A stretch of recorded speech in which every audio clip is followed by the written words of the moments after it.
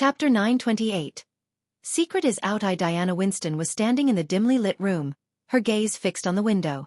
The room was adorned with elegant tapestries and furnishings, but all of it seemed insignificant in the face of the impending doom that was creeping closer. On the bed, Noah lay motionless, dressed in pristine white. Sabrina sat beside him, her eyes glued to his face as she brushed his hair back with a trembling hand. Suddenly, there was a deafening crash that echoed throughout the castle, followed by an eerie silence that seemed to stretch on forever. Diana's eyes narrowed as she stepped towards the window, drawing the heavy curtains aside to reveal the chaos outside. The sight that greeted her was a nightmare that come to life. Undead and vampires were swarming over the castle walls, fighting against the Nagaland soldiers and guardians who were trying desperately to fend them off. And amidst it all, the Dark Queen herself was leading the charge, a vicious gleam in her eye as she cut down anyone who dared to stand in her way. Sabrina's voice trembled as she spoke up. "Mother, what's happening?" "They've broken through the barrier," Diana replied, her voice cold and devoid of fear. Sabrina was horrified as she rushed to the window to witness the terror unfolding outside. "We have to do something," she pleaded. Diana turned to face her daughter, her eyes flashing with anger. "What do you propose we do? Apologize for Norvin killing her beloved dragon?" Sabrina winced at the bitterness in her mother's tone. "Maybe if I talk to her, I can dash." Diana cut her off with a sharp shake of her head. "You think she'll listen to reason? All they ever did was save us, time and time again. And what did we do in return? We killed one of them." Her words hung heavily in the air, and Sabrina could sense the fear and regret that lay beneath the icy exterior her mother presented. Despite her tough demeanor, Diana was worried about what would happen if the Dark Lord arrived. As if on cue, a flash of lightning illuminated the sky, and the ground shook beneath their feet. The undead were getting closer by the second, and there was nothing they could do to stop them. Sabrina felt helpless, and she knew that her mother felt the same. Diana was fed up with the constant manipulation of Noah by the Sky Hall, Andreas, and the Guardians. Even though Norvin had sworn that he killed Nightmare, Diana had a nagging feeling that there was more to the story than he let on. Despite her outwardly cold and angry demeanor towards Sabrina, Diana was secretly terrified. She couldn't shake off the fear of what would happen when the Dark Lord, the son that no one knew she had, finally arrived. Diana's eyes flickered with determination as she surveyed the chaos unfolding outside. "We can't stay here for long," she said firmly, her voice laced with urgency. Sabrina's face lit up with hope. "If we could get to the rooftop, we can reach Rowena's floating palace and teleport to the Sky Hall," she suggested. At the mention of the Sky Hall, Diana's eyes blazed with anger. The Sky Hall had been the root of all their troubles, causing endless strife and conflict within their family. Noah and Ghost had been at each other's throats, unaware that they were brothers, all because of the machinations of the Sky Hall. Diana's fists clenched at the thought, and a fierce determination burned within her. She wouldn't let the Sky Hall control their lives any longer. Diana's heart sank as she looked out at the horde of undead and vampires surging toward the castle. She knew that their only hope of escape was to reach the rooftop and teleport to the safety of Rowena's floating palace. But the thought of bringing Noah to the steps of the Sky Hall, the place where so much pain and manipulation had originated, filled her with a sense of dread. Eggless novels c. She glanced out the window once more, her eyes narrowing as she surveyed the approaching army. She knew that she had one more card to play, but she was hesitant to reveal her true identity as Harriet Hunt. As much as she wanted to protect her family from the Sky Hall, she also knew that they needed all the help they could get. But if she revealed herself, everything would change. The world as they knew it would be turned upside down. Diana clenched her fists, feeling torn between her duty to protect her family and her desire to keep her true identity a secret. But she knew that time was running out, and they had to act fast if they wanted to survive the coming battle. As much as Diana hated bringing Noah to the steps of Sky Hall, she knew she had no other choice. Deep inside, Diana felt that all the effort she had put into protecting her family and keeping them away from the Sky Hall were starting to crumble. The thought of her sons fighting against each other filled her with dread, and she would rather die than watch them kill each other. But right now, her priority was to save her beloved son Noah. However, as she looked at the overwhelming number of undead and vampires swarming towards the castle, she knew that reaching the rooftop without a fight was impossible. Sabrina was a skilled fighter, but the sheer number of enemies would be too much for her to handle. With no other options left, Diana knew she had to reveal her true identity as Harriet Hunt. Despite her desire to keep her past hidden from her family, she realized that her son's safety was the top priority. Sabrina, who had always been fascinated with Harriet Hunt's story, would surely recognize her mother. After all, Sabrina had read every book and note on Harriet Hunt that she could find. But Diana feared that Sabrina would be devastated to learn that her mother had lived a lie for decades, pretending to be someone else. It was a risk she had to take, but Diana couldn't help feeling apprehensive about the consequences of her revelation. Sabrina's heart was racing with fear as she watched the undead horde rushing towards the castle. She knew she had to protect her brother and mother at all costs. As she looked at her mother, she saw the determination on her face, and it gave her some hope. But she could see the fear in her mother's eyes, which made Sabrina feel even more anxious. Sabrina had always seen her mother as a gentle and fragile woman who had never experienced violence or harm. She had been sheltered from the outside world and had always relied on her family to keep her safe. But now, with the undead and vampires closing in, Sabrina knew that it was her duty to protect her family and keep them safe. Although she knew that Diana was strong and capable, she couldn't imagine her delicate mother fighting against the undead and vampires. Sabrina felt a sense of duty to protect her brother and mother, to keep them safe from harm. But deep down, she couldn't shake the feeling that something was about to change and that their lives would never be the same again. With a determined look in her eyes, Sabrina stepped forward and flicked her wrist, summoning a long silver sword into her hand. The blade gleamed in the dim light of the room, and Sabrina's grip on the hilt was firm and steady. "Mother, take Noah with you and stay close," she instructed, her voice strong and resolute. Sabrina's words had barely left her lips when a loud banging on the door interrupted them. Diana's heart skipped a beat as she realized that the undead had breached the castle walls and was now at their door. Ethan was away from the castle, which calmed Diana a bit, knowing that he was with the other Winstons and could protect her children if needed. But deep down, she knew that he would be desperate to return and fight by her side.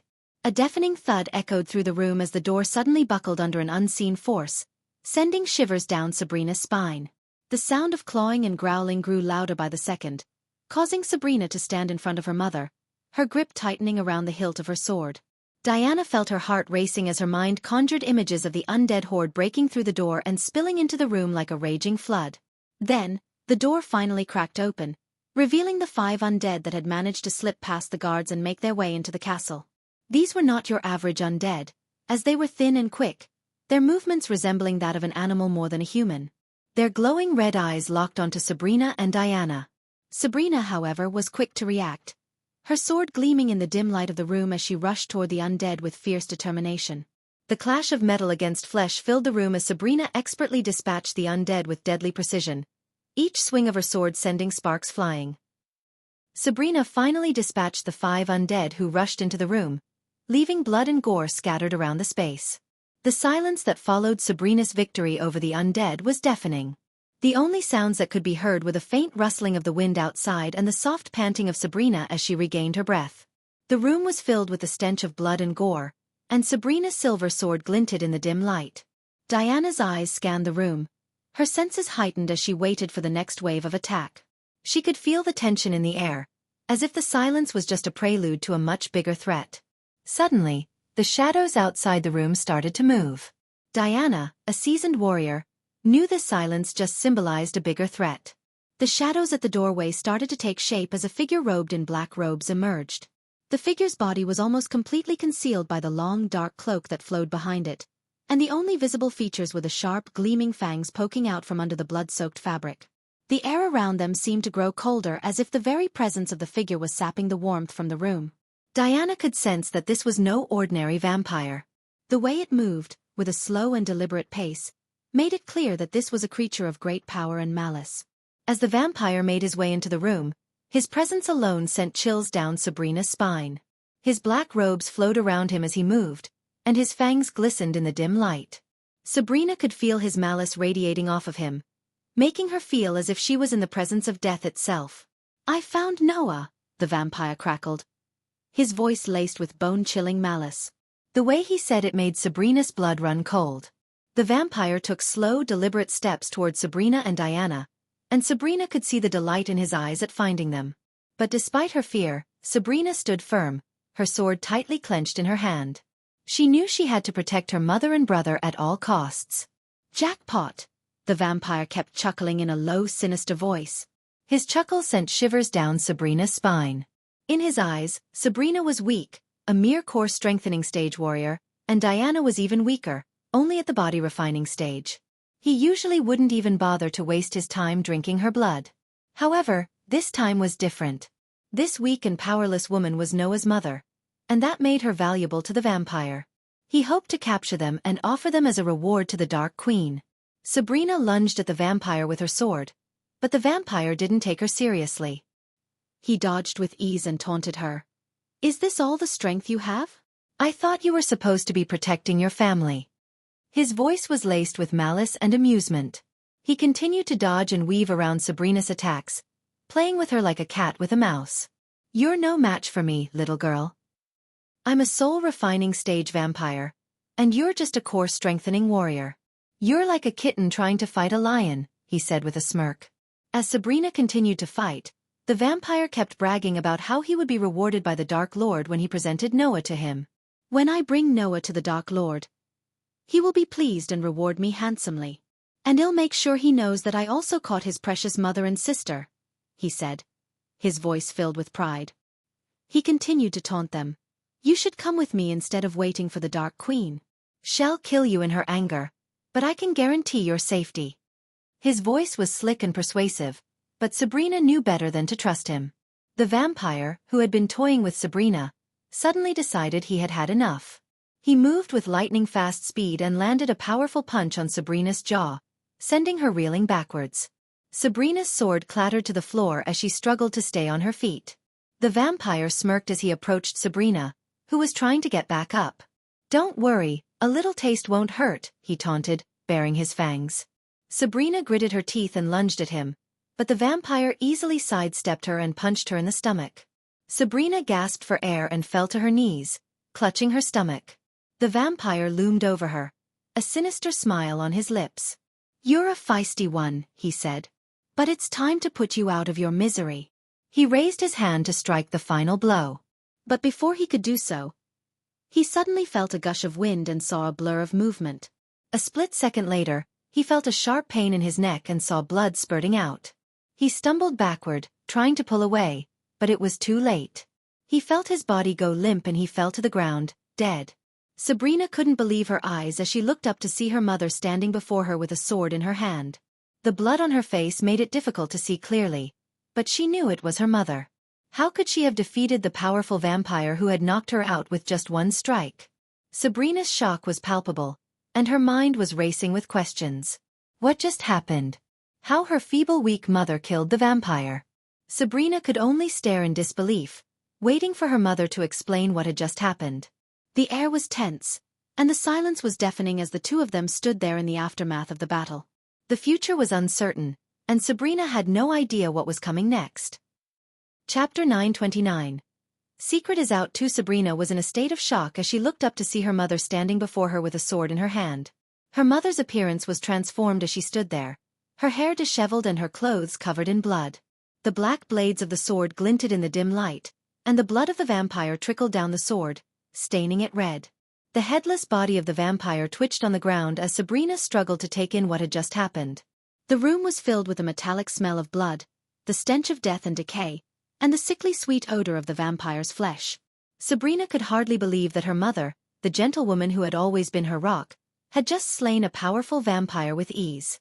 The image of her mother, standing there like a warrior, her sword dripping with blood, was seared into Sabrina's mind. The shock of the moment left Sabrina trembling and unable to speak. She didn't know what to do or what to say.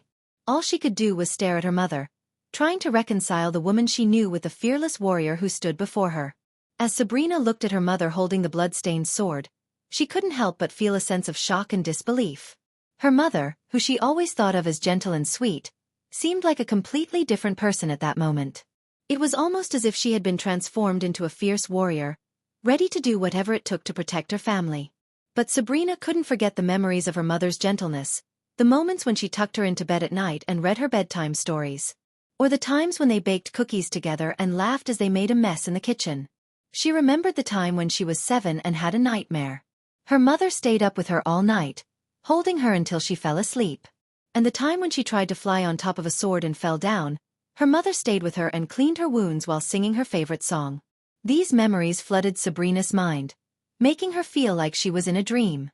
She couldn't reconcile the sweet memories with the fierce warrior standing before her, holding a sword drenched in blood. It was like seeing two completely different sides of her mother.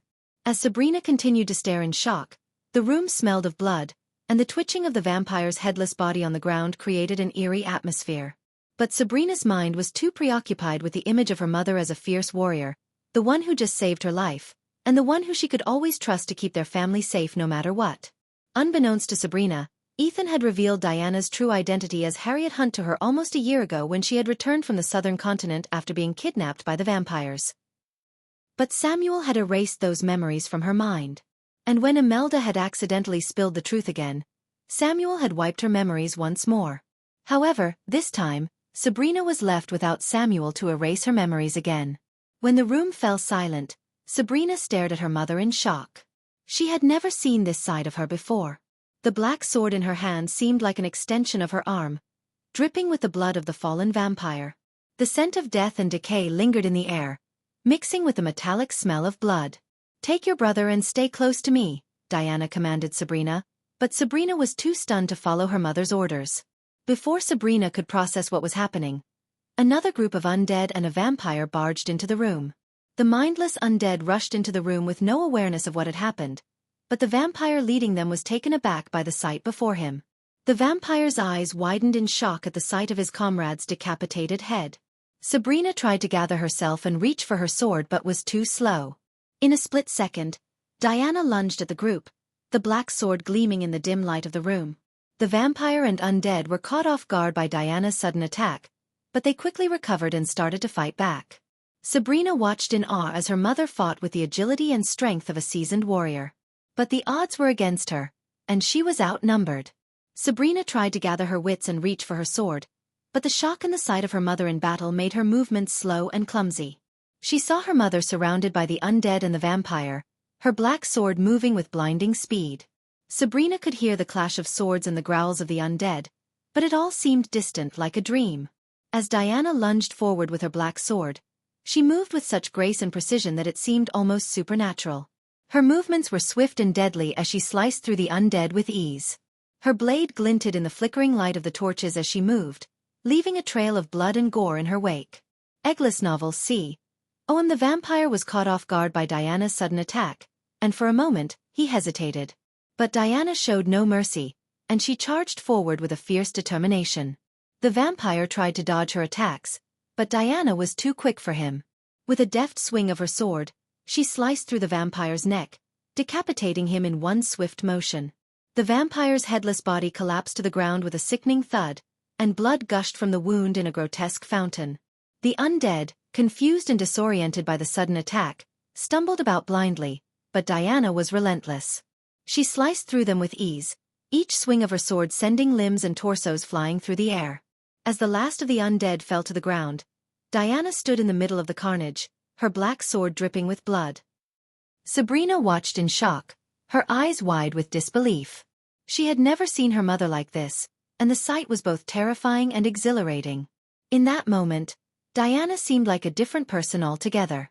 Her eyes burned with a fierce intensity, and her face was twisted into a grimace of determination. She was like a force of nature, unstoppable and unyielding. For a moment, there was silence in the room, broken only by the sound of Sabrina's ragged breathing. Then, slowly, Diana turned to face her daughter. The black blade of her sword gleamed in the flickering light, and Sabrina couldn't help but feel a shiver run down her spine. "Get your brother," Diana's voice boomed through the room like a fierce storm that made Sabrina's bones shiver. It was a far cry from the gentle and soothing voice Sabrina was used to hearing. Without wasting any time, Sabrina rushed to Noah and cast a simple spell, causing an invisible hand to lift him into the air, close to her gently. "Mother," as they stepped outside the door, Sabrina tried to question Diana, but her mother was already charging forward, her sword gleaming under the dim light.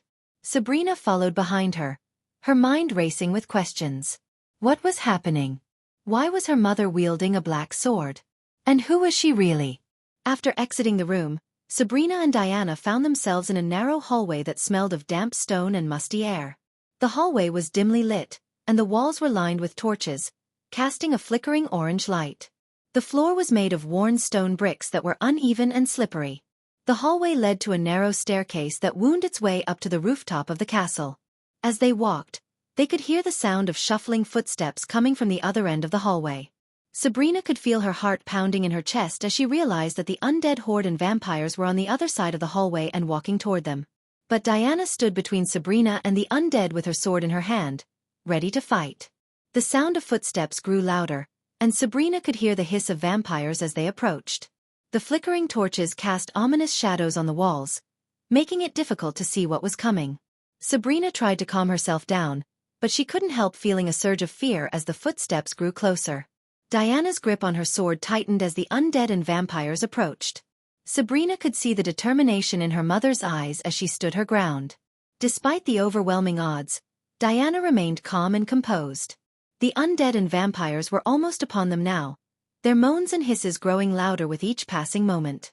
Sabrina's heart was pounding in her chest as she trailed behind her mother, her mind racing with questions about Diana's true identity. But before she could even voice them, Diana turned to her with a steely gaze and issued a chilling command. "Stay behind me, and don't try to be a hero," she said in a cold, commanding tone. The horde of undead and vampires rushed toward them, their growls echoing through the narrow hallway. Sabrina could feel the ground shaking beneath her feet as they drew closer. To her shock, her mother's hair color began to change before her eyes, transforming from golden to raven black. Her gentle mother was no longer recognizable as she stood tall and fierce, her white robes now replaced with black armor.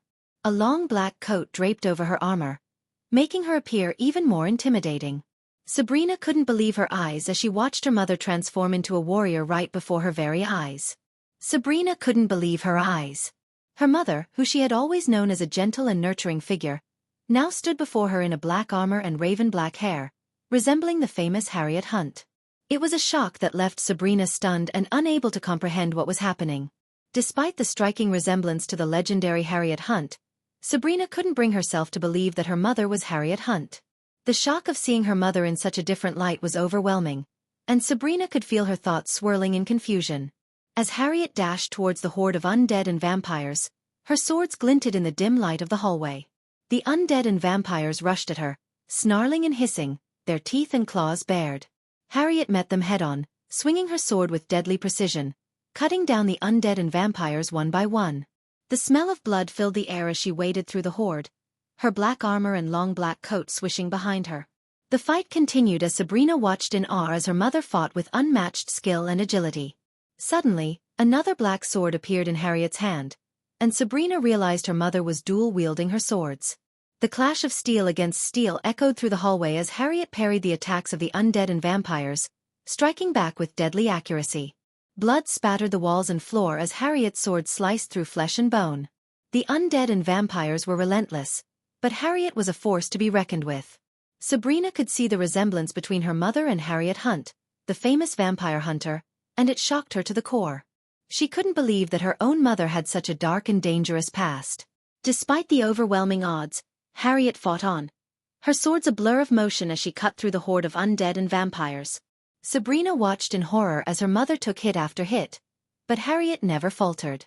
She fought with a determination and ferocity that Sabrina had never seen before, and it filled her with both awe and fear. As Diana fought the horde of vampires and undead, she took several hits from their sharp claws and teeth. Blood trickled down her face, and her armor was covered in gore, but she refused to back off. Her sword flashed through the air as she took down vampire after vampire, her movements fluid and precise. Despite the brutal hits she took, Diana kept fighting with all her strength. The vampires were fast and agile, but she was even faster. She dodged their attacks with ease and countered with deadly precision, slashing through their flesh and severing limbs. The undead were slower, but their sheer numbers were overwhelming. Diana fought them off with her swords, striking them down one by one. But as the fight continued, Diana began to tire. Her movements slowed, and she started to take more hits. Despite the pain, she refused to give up. She fought on, her swords dancing in the air as she battled the horde with everything she had. Diana felt the pain of every hit from the vampires and the undead. But instead of retreating, she roared like a lioness and fought back even harder. Her black swords glimmered in the dimly lit hallway as she struck the undead and vampires with deadly precision. She kept fighting, her eyes burning with a fierce determination to protect her family. As more and more undead and vampires came at her, Diana's movements became more fluid, and her strikes more deadly. She moved like a whirlwind, her swords cutting through the air and slicing through the undead and vampires. Through the chaos of battle, Sabrina watched in awe as her mother fought with such ferocity and skill. Regardless of the odds stacked against her, Diana never gave up. She was a true warrior, a hero in the face of danger. Sabrina's heart leapt in her throat as she saw the vampire knock one of the swords from her mother's hand. "Mother, watch out!" Sabrina shouted, fear and urgency lacing her voice. But Diana was already one step ahead. With lightning-fast reflexes, she dodged the vampire's next attack, twirling her remaining sword in her hand. And then, to Sabrina's amazement, Diana raised her free hand and a blinding white flame burst forth from her fingertips. The flame was pure and bright, so bright that Sabrina had to shield her eyes from the intensity of the light. The flame shot forth like a laser beam, burning a hole through multiple undead and vampires in its path. Sabrina watched in awe as her mother wielded this incredible power, her raven-black hair whipping around her face as she fought on with renewed vigor. As the fight continued and Diana proved her incredible fighting skills, Sabrina's mind struggled to process the reality of the situation. Despite her attempts to convince herself that her mother was not Harriet Hunt, the evidence in front of her was overwhelming. The black swords, the black armor, the stunning combat skills, and the power of the white flames all pointed to one undeniable truth. Her mother was indeed the legendary Harriet Hunt. Sabrina felt a mix of emotions, including shock, disbelief, and confusion.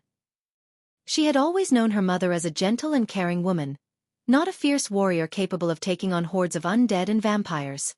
It was difficult for Sabrina to reconcile the two images of her mother in her mind. As she watched her mother continue to fight, Sabrina's thoughts raced. What did this mean for their family? How had her mother been able to keep her true identity hidden for so long? And most importantly, what was going to happen next? Michael will appear in 2 chapters and it will be worth the wait. Chapter 930 The Dark Lord's Wrath. Harriet was a force to be reckoned with. Sabrina watched in awe as her mother slaughtered wave after wave of undead and vampires. She could see the fatigue in Harriet's movements, but it didn't stop her from taking down any enemy that dared to get close. Sabrina could feel the terror in her heart as she saw the number of undead and vampires that had amassed outside the castle. She knew that they were outnumbered and outmatched, but her mother's strength gave her hope. As the battle continued, Sabrina saw Harriet take hit after hit, but she kept fighting. Blood dripped from cuts and bruises on her body, but she refused to back down.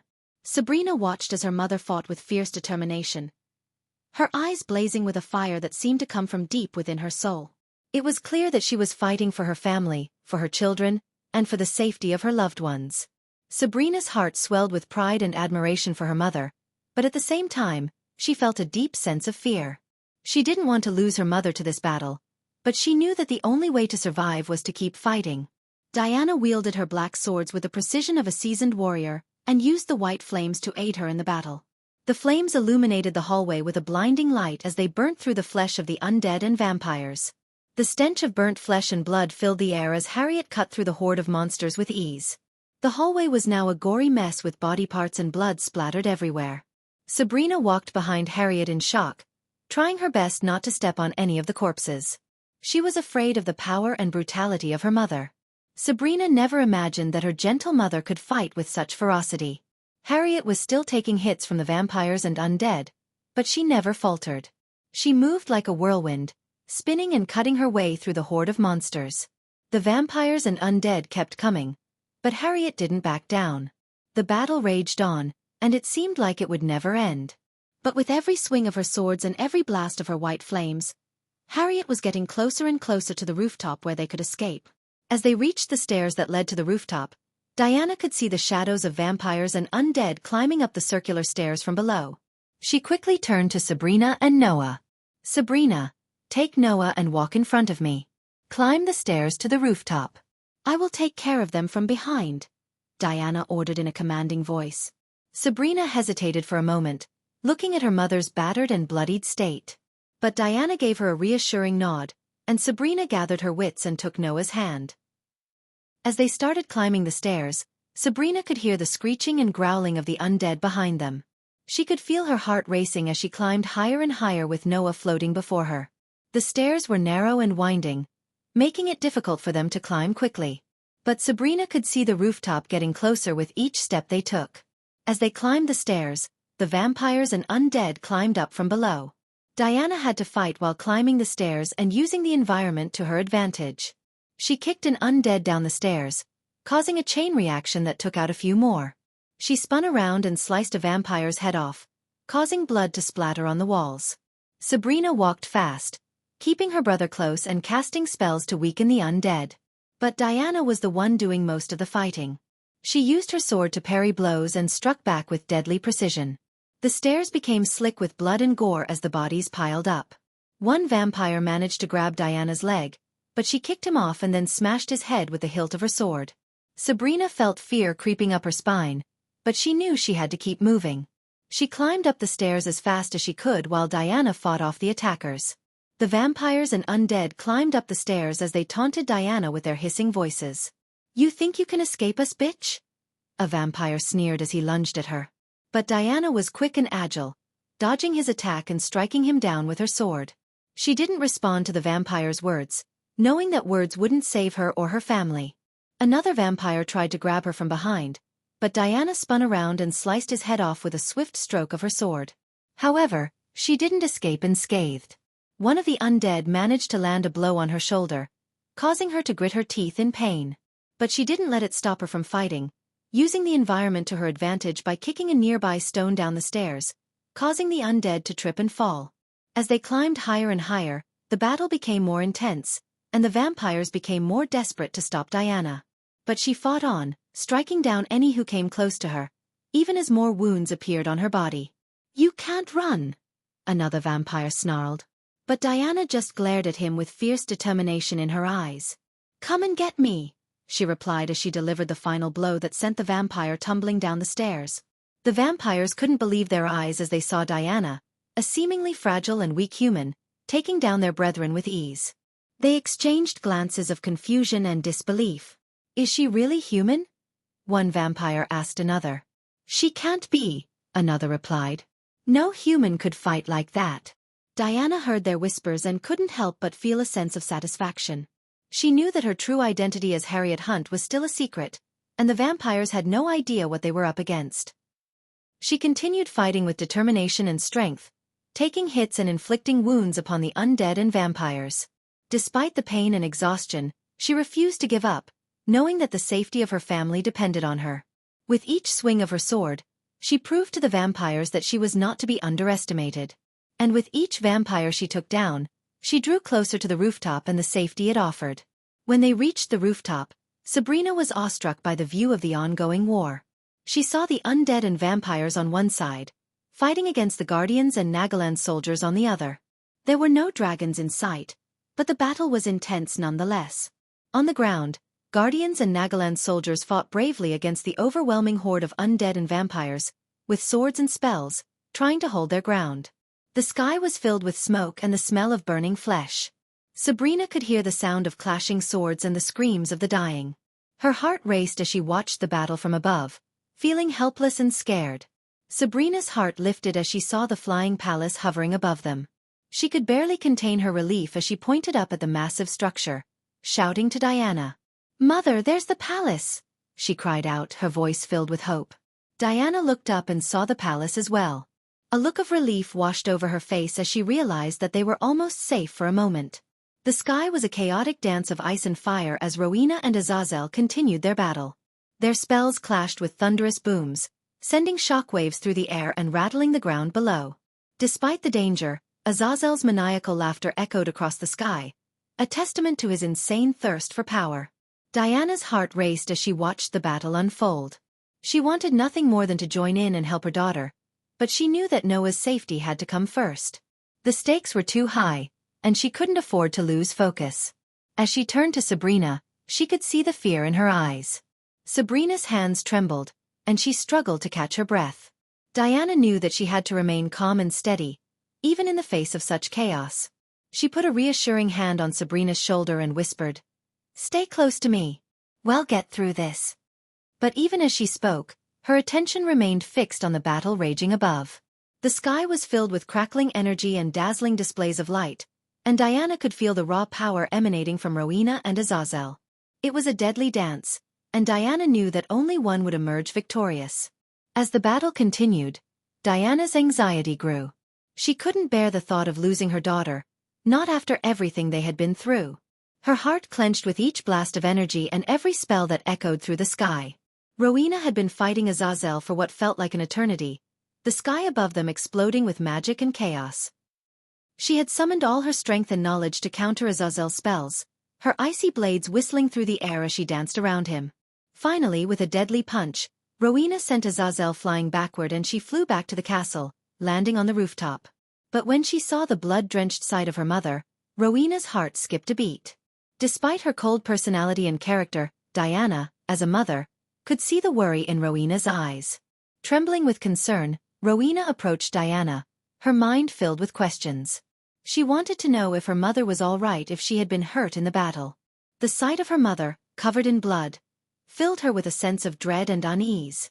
Diana, sensing her daughter's worry and confusion, pulled her into a tight embrace, holding her close. For a moment, they just stood there, locked in a silent embrace, the chaos of the battle still raging around them. Finally, Diana pulled back, looking at Rowena with a solemn expression. "I am fine, my dear," she said, her voice steady and reassuring. "But we need to focus on the task at hand. We need to ensure Noah's safety and get through this." Rowena nodded, taking a deep breath to steady herself. She knew her mother was right. They couldn't afford to let their emotions cloud their judgment, not when the fate of Noah was at stake. Together, they turned to face the chaos below, ready to do whatever it takes to protect Noah. As Rowena led Diana, Sabrina, and Noah toward her flying palace, the sky above them crackled with energy. Suddenly, a deafening boom echoed through the air, and a blinding light filled the sky. When the light faded, a group of soldiers descended from the heavens, their armor glinting in the sunlight. They wore silver plate armor and had blue feathery metal wings attached to their backs. Lightning flashed around them, and the ground shook as they landed on the rooftop. Rowena tensed, her hand instinctively reaching for her blades. But the soldiers made no move to attack. Instead, they stood in formation, their eyes fixed on Rowena and her group. Diana's eyes flared up in anger as she saw the Angels of Sky Hall unit descend from the sky. Her heart felt like it was about to burst with a powerful emotion that she couldn't quite put into words. Their mere presence made her blood boil with a fierce intensity. The sight of the Angels of Sky Hall unit triggered a deep-seated anger within Diana, one that had been smoldering for over 25 years. She had once led a unit of angels and trained them, only for them to turn on her when she was at her most vulnerable. About to give birth to her children, Noah and Dean. The betrayal still burned like a fiery inferno within her, a constant reminder of the pain and suffering she had endured. As she gazed upon the angels before her, Diana's eyes blazed with a fiery intensity, the anger inside her threatening to boil over. It took all of her willpower to keep her rage in check, to prevent herself from lashing out at these new soldiers who had done her no harm. But the memories of the past were too fresh in her mind, the wounds too deep to ignore. She could feel the anger burning hotter and brighter with every passing moment, threatening to consume her completely. Diana knew that the angels before her were not the same ones who had betrayed her so many years ago, but the anger inside her was like a beast that could not be tamed. It clawed at her from within, demanding to be unleashed. Yet, somehow, she managed to keep a tight rein on her emotions, her iron will preventing her from acting on her impulses. It was a struggle, a battle that raged within her, but she refused to let her anger get the better of her.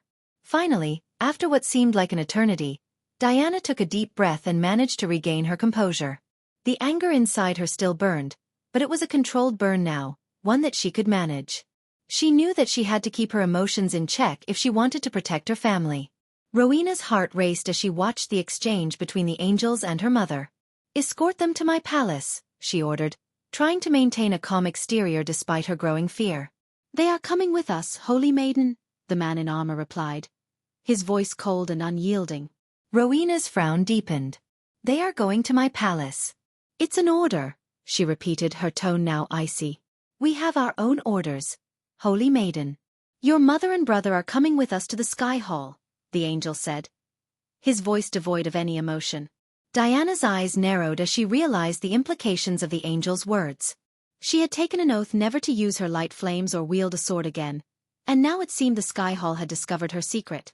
Sabrina's heart pounded in her chest as the tension in the air thickened. "Rowena, please, we have to go," she pleaded. But Rowena's attention was fixed on the angels, her grip on her blade tightening. "What is the meaning of this?" she demanded, her voice cutting through the silence.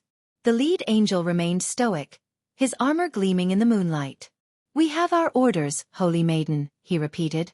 Diana stepped forward, her eyes narrowed with anger. "What orders? Who sent you?" The angel's gaze flickered to her for a moment before returning to Rowena. "We are to bring you and your family to the Sky Hall," he stated plainly. Rowena's eyes blazed with icy fury. "And if I refuse?" she challenged, her blade now pointed at the lead angel. "Rho Alpha D Alpha, Nu E. CM." The air crackled with tension as the angel remained unmoved. "We have been given authority to use force if necessary," he warned. Sabrina's hand trembled as she clung to Noah's arm. She could feel the weight of the situation bearing down on them all. Diana's mind raced with thoughts and emotions as she stared at the impassive angels before her. The weight of the decision she had to make felt like a crushing burden on her heart. She hated the idea of being under the control of the Sky Hall again, but the safety of her family was at stake. Her hands trembled as she clasped them tightly, trying to hide her fear and anger. She knew that if she refused to go with the angels, the consequences would be dire. She could not risk the lives of her loved ones for her own pride and anger. Taking a deep breath, Diana made the difficult decision. She would go with the angels to the Sky Hall, no matter how much she despised it. She would do whatever it takes to keep her family safe, even if it meant giving up her own freedom. "Rowena." Sabrina's voice quivered as she spoke up, trying to catch the attention of the two powerful women. At first, they ignored her, lost in their own thoughts and concerns. But when Sabrina called out once more, pointing towards the distant sky, their hearts began to race with fear. Despite the already dark storm clouds above, the sky Sabrina was indicating was completely black, as if it was swallowing up everything in its path. The darkness was slowly but surely moving towards them, causing a chill to run down their spines. Chapter 931 The Dark Lord's Wrath. The black clouds spread across the sky like a menacing blanket, blotting out the sun and casting the entire kingdom into darkness. The air grew thick and heavy, and the winds picked up, howling like a pack of wolves. The storm grew increasingly violent, lightning bolts streaking across the sky like jagged scars, and thunder shaking the very foundations of the castle. But the sudden darkness that enveloped the kingdom was different. It was not just the absence of light, but a palpable, suffocating darkness that seemed to smother everything in its path. Even the brightest lights flickered and dimmed, unable to penetrate the darkness. It felt like the end of the world had come, and the kingdom was about to be swallowed by the void. As the darkness descended upon the kingdom, the vampires could feel the energy of the Dark Lord within it. They became excited and elated, seeing it as a sign of his arrival. The darkness was a manifestation of his power, and it made them feel stronger, more alive. They could sense the fear and panic in the humans, but to them, it was a source of amusement. They laughed and cheered, eagerly awaiting the arrival of their master. The vampires were confident that with the Dark Lord by their side, they would be unstoppable. As the darkness enveloped the kingdom, a sudden shift in the air could be felt. It was as if the very atmosphere was charged with an eerie energy. The temperature dropped drastically, and the wind picked up, whistling through the trees and buildings. The sky was no longer just dark. It was now a deep, almost malevolent black. As the seconds ticked by, the feeling of unease grew stronger. The hair on the back of the neck stood up, and the silence was deafening. It was then that the ground began to tremble, and a distant rumble could be heard. The tremors increased in intensity, and the very foundations of the buildings shook. Suddenly, there was a flash of blinding light, and a deafening boom echoed across the land. The source of the light and sound was unclear, but it was as if the heavens themselves were being torn asunder. The air crackled with energy, and the darkness seemed to swirl and pulse, as if alive. The vampires felt a renewed sense of excitement and anticipation at the dramatic change in the atmosphere.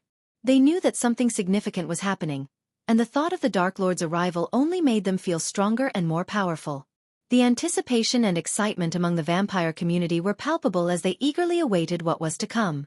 The Dark Queen and Azazel floated up into the sky, their forms silhouetted against the darkness that had enveloped the kingdom.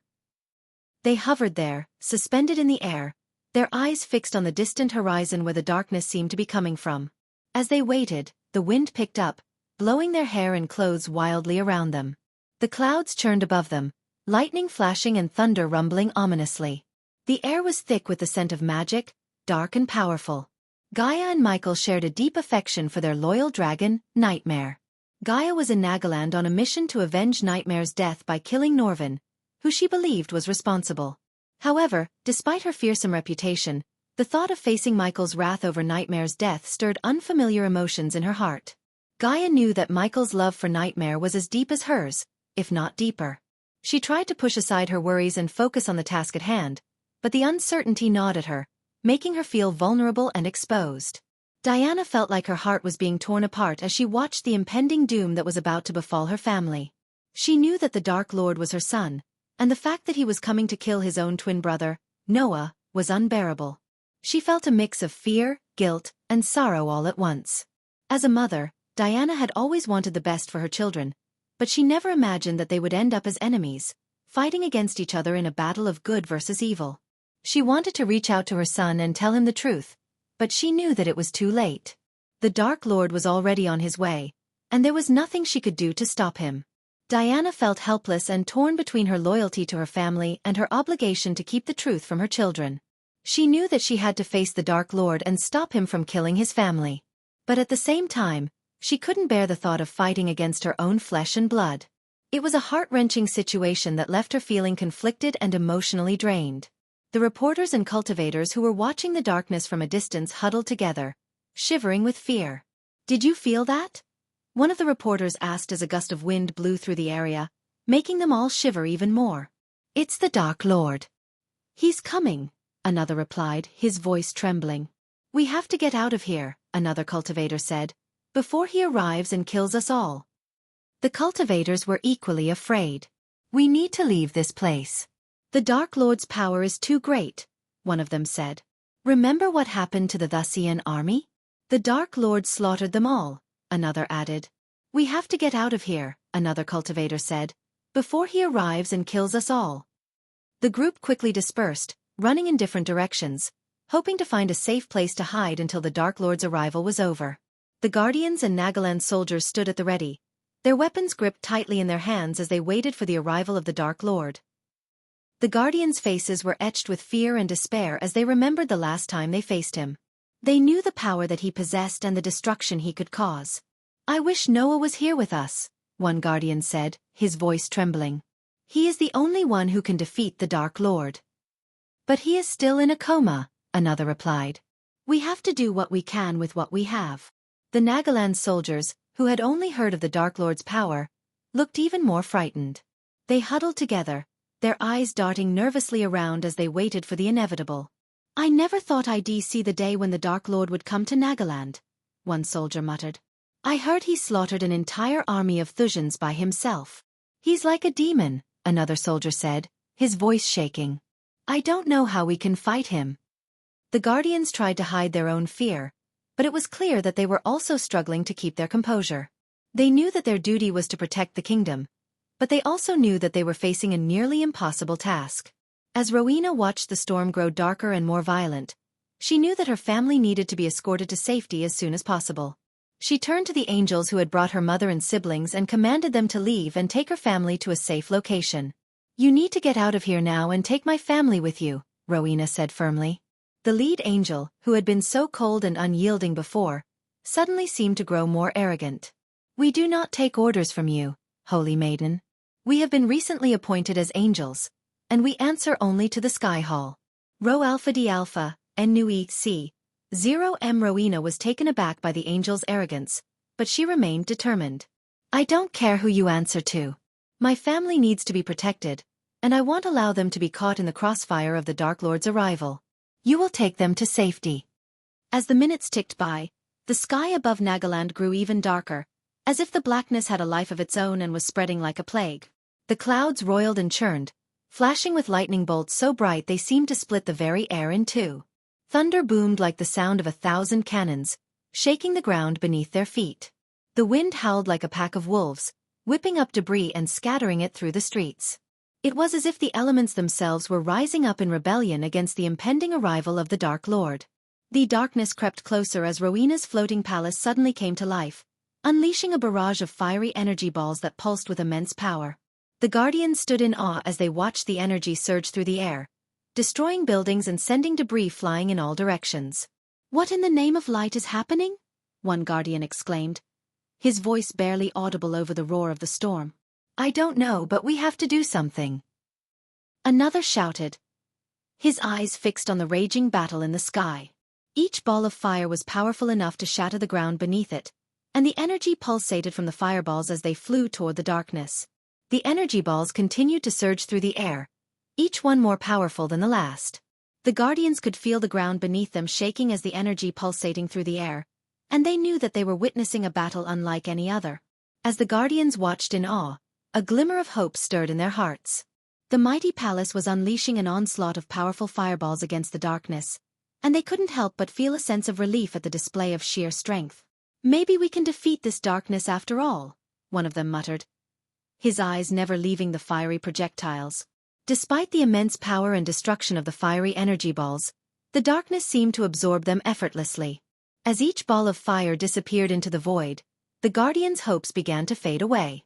They watched in horror as the darkness continued to creep closer and closer, undeterred by Rowena's palace.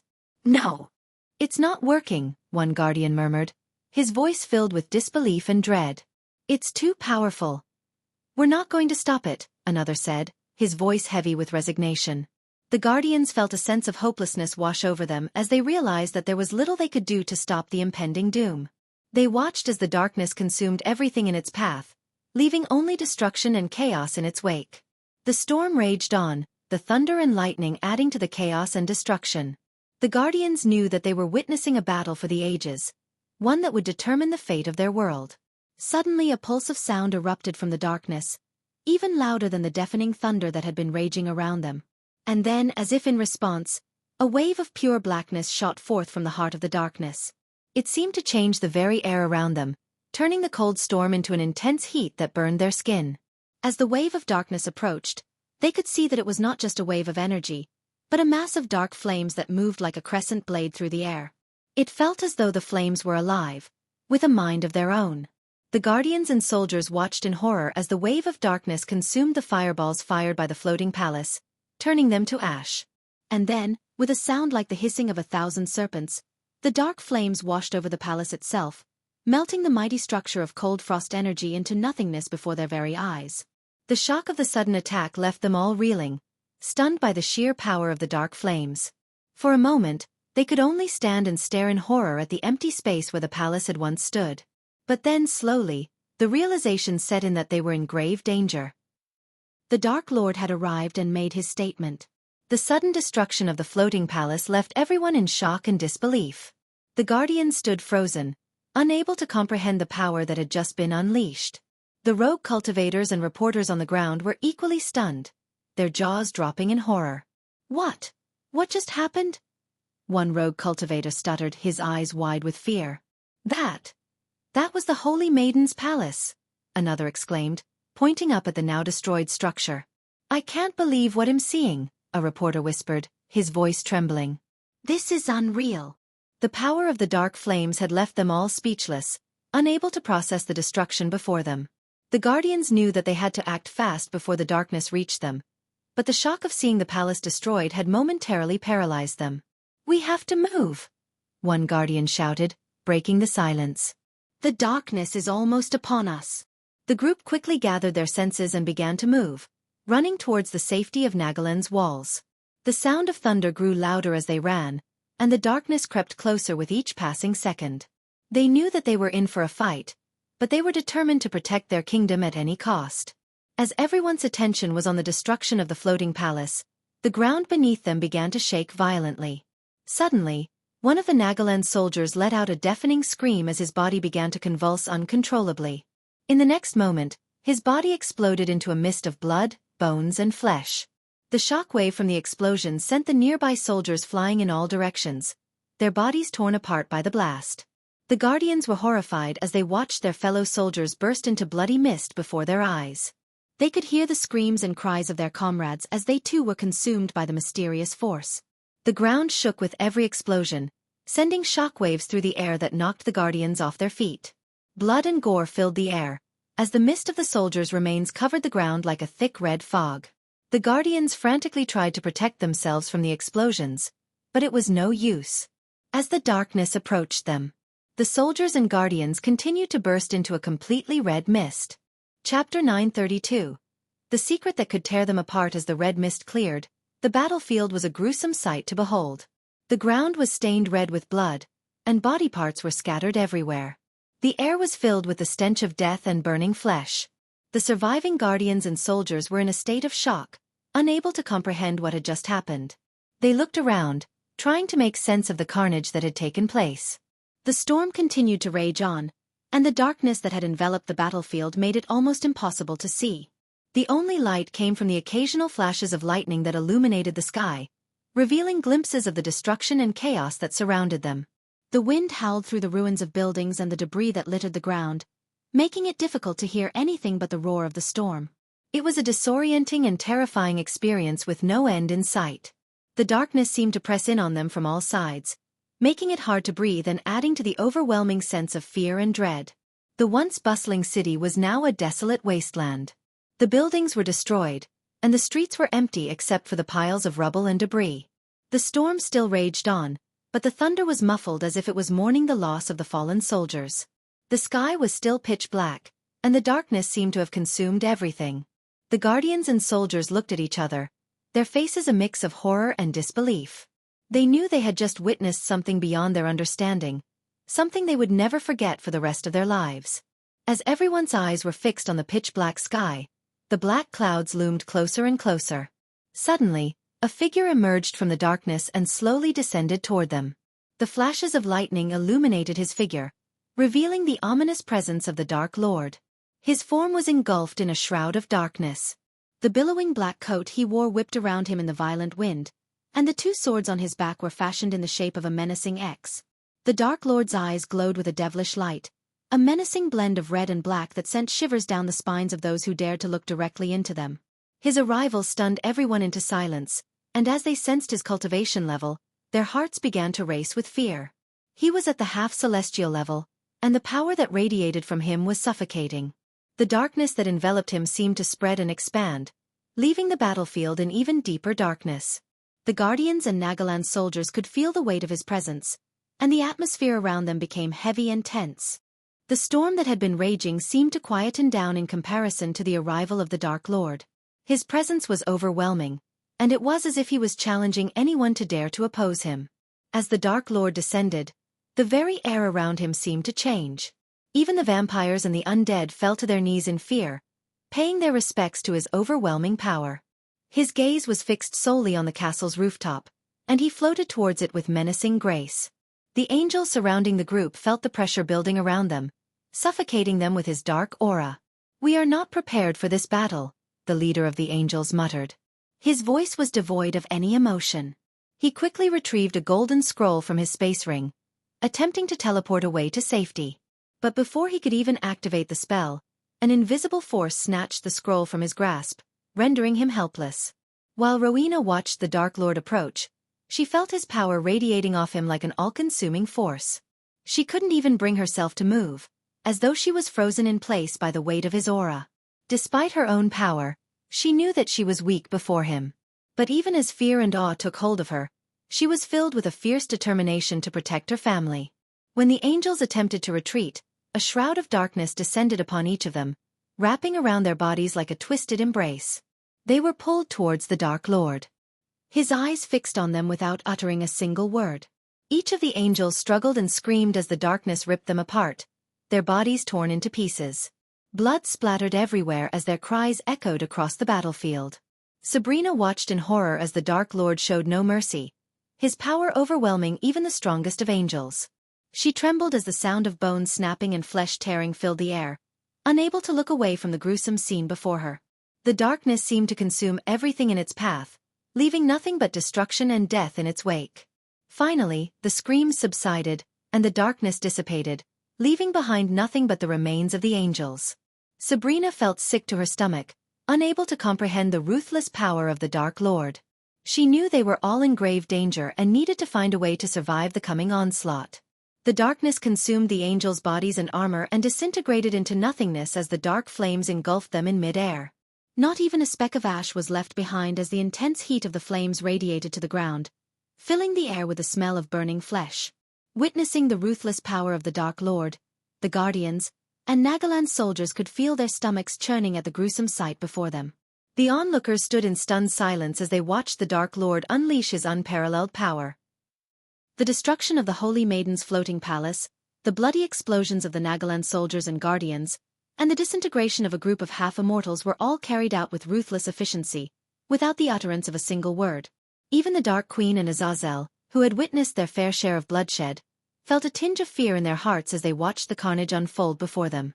Yet, the Dark Queen knew that this was the inevitable consequence of Norvin's killing of Nightmare, and the Dark Lord's wrath was merely a manifestation of that event. As the Dark Lord's gaze turned towards them, Diana felt a surge of fear run through her. Her heart raced as she realized that her son, Noah, was in a coma and unable to defend himself against the half-celestial's power. She knew that no one else there knew the truth of the Dark Lord's identity, and the thought of Noah being caught in the middle of this battle terrified her. The Dark Lord descended toward the rooftop where Supreme Guardian Noah was floating, with Rowena shielding her family and taking slow steps back. The atmosphere was tense as the remaining Guardians, in an act of loyalty towards their beloved Supreme Guardian, turned their cannons towards the Dark Lord. The sense of determination was palpable as they prepared to do everything in their power to keep the Dark Lord away from Noah.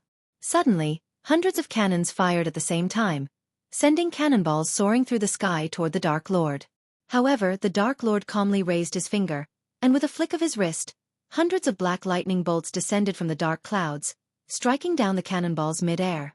The lightning bolts continued to strike the airships, causing them to explode in a shower of sparks and debris. The sheer power and precision of the Dark Lord's attack left everyone stunned and shocked. When the Dark Lord turned his gaze toward Noah's family, his eyes glowed with a fierce intensity. The black and red hues emanating from his eyes made it clear that he was consumed with rage. Rowena, shielding her family with her body, spoke his name softly. "Ghost." Her voice trembled with fear, the first time anyone had heard such uncertainty in her voice. It was understandable, given the overwhelming odds they were facing. The Dark Lord was furious, consumed by the loss of his beloved Nightmare. Rowena knew that she had to try and reason with him. "Don't do this," she pleaded, hoping that she could somehow appeal to his humanity. The Dark Lord remained silent, consumed by his rage and grief. Memories of the baby dragon perched on his shoulder, its tails coiled around his neck, flooded his mind. The wet licks the dragon had given him, the playful antics they had shared, and the bond they had formed came rushing back, intensifying his emotions. The death of Nightmare had triggered something inside him, a burning desire to avenge his fallen companion. As the memories consumed him, the Dark Lord's eyes flared up, glowing with a dangerous mix of black and red. He raised his hand, and the air around him crackled with dark energy. Rowena, sensing the danger, stepped forward and called out to him, using his name. But the Dark Lord was not in the mood for talking or listening to pleas. The thought of slaughtering every single guardian and everyone Noah held dear consumed him, fueling his anger and determination. Rowena bravely stepped forward, hoping to appeal to the Dark Lord's sense of reason, as he let out a menacing growl that sent chills down everyone's spine. "Go away," he snarled in a voice filled with rage and malice, his words echoing through the darkened sky like thunder. His eyes burned with an otherworldly intensity, and the air around him crackled with dark energy. It was clear that he was not in the mood for mercy or compassion. Despite the overwhelming danger, Rowena stood her ground between the Dark Lord and Noah. She was not going to back down, especially when it came to protecting her family. As the Dark Lord continued to approach, Rowena summoned the cold flames, a primordial flame of icy blue that was known for its extreme cold. The air around them immediately dropped in temperature, and the flames crackled with a blue light that illuminated Rowena's determined expression. The cold flames were unlike any other flame in existence, as they were born from the very beginning of the universe. They were said to have the power to freeze anything they touched, even other flames. As Rowena summoned the flames, they erupted around her, swirling and dancing like a blizzard of ice and fire. Diana desperately tried to stop Rowena from fighting her own brother, the Dark Lord. But before she could intervene, Rowena charged at the Dark Lord, her hands ablaze with the icy blue primordial flames. With all her might, Rowena threw a punch at the Dark Lord, but he effortlessly caught her fist in his hand. The cold flames burned brighter, but they were no match for the Dark Lord's dark flames that appeared around his fist, coiling around the cold flames like a snake around its prey. The two flames struggled against each other, but soon the dark flames overwhelmed and devoured the cold flames, leaving Rowena stunned and defenseless. The dark flames around the Dark Lord's fist burned hotter and darker than anything Rowena had ever seen. It was a symbol of his immense power and control over the darkness. Diana watched in horror as her daughter was overpowered by her own son, unable to do anything to stop the impending doom that was about to befall them. The Dark Lord's eyes glinted with darkness as he pulled Rowena towards him, holding her by the neck. "Stop!" Diana's voice echoed through the air, but it was too late. The Dark Lord's fist collided with Rowena's stomach, shattering her armor into pieces. She was thrown backward with immense force, crashing through the rooftop and leaving a trail of debris in her wake. The impact was so great that the ground shook beneath them, and a shockwave rippled through the air. The Guardians and Nagaland soldiers watched in horror as Rowena's body slammed into the ground, unmoving. As Rowena crashed through the rooftop, Sabrina's heart sank with fear. She ran towards her sister, screaming her name as she knelt beside her. "Rowena!" Sabrina shouted, tears streaming down her face. Rowena coughed up blood as she struggled to sit up, but her body failed her. Sabrina sobbed in pain and despair as she saw her sister's condition. She knew how strong Rowena was, and seeing her like this was heartbreaking. She wept uncontrollably as she watched her sister slip away, feeling completely helpless in the face of the Dark Lord's power. Diana felt every fiber in her body ache with the urge to rush to Rowena's side, but she knew she couldn't leave Noah alone. She was the only thing standing between the Dark Lord and Noah. She gritted her teeth and remained where she was, her eyes locked on the Dark Lord's menacing figure. The sight of Rowena being sent flying through the air filled her with a sense of helplessness and despair. She had already lost one son and would not lose another one. Diana's heart shattered into a million pieces as she watched the Dark Lord, her own flesh and blood, stand before his twin brother with the intention to take his life. The pain of seeing her own son filled with such rage and hatred was unbearable. It was a pain that only a mother could understand. As Diana stood there, she couldn't help but feel helpless and lost.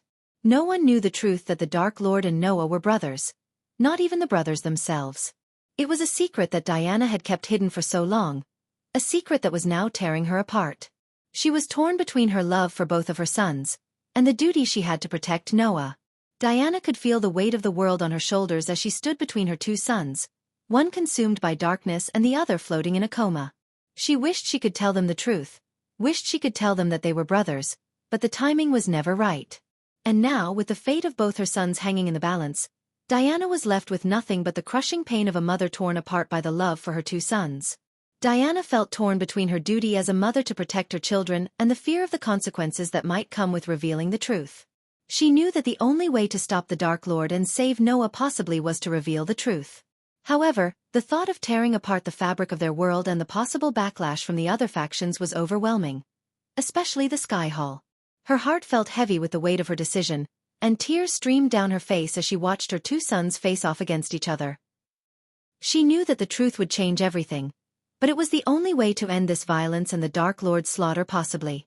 As a mother, it pained her to see her sons fight each other, but she also knew that they were both powerful beings who could not be stopped easily.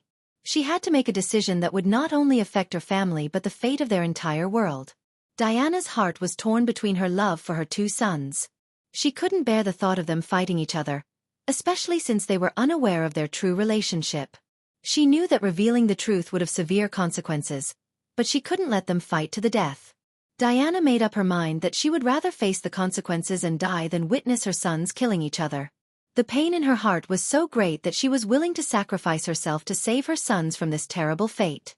In that moment, she realized that her love for her sons was stronger than any fear or consequence. She was willing to risk everything to protect them, even if it meant sacrificing her own life. Dean, listen to me. You and Noah, you're brothers. You're both my sons, Diana said, her voice shaking with emotion. Chapter 933. Will Michael forgive his mother? As soon as Michael heard the words, his heart felt like it was being ripped apart. A surge of emotions flooded through him. Emotions that he didn't even know existed within him. The world around him seemed to come to a stop as he tried to process the revelation. The anger that had been burning within him slowly began to dissipate, replaced by a torrent of other intense feelings.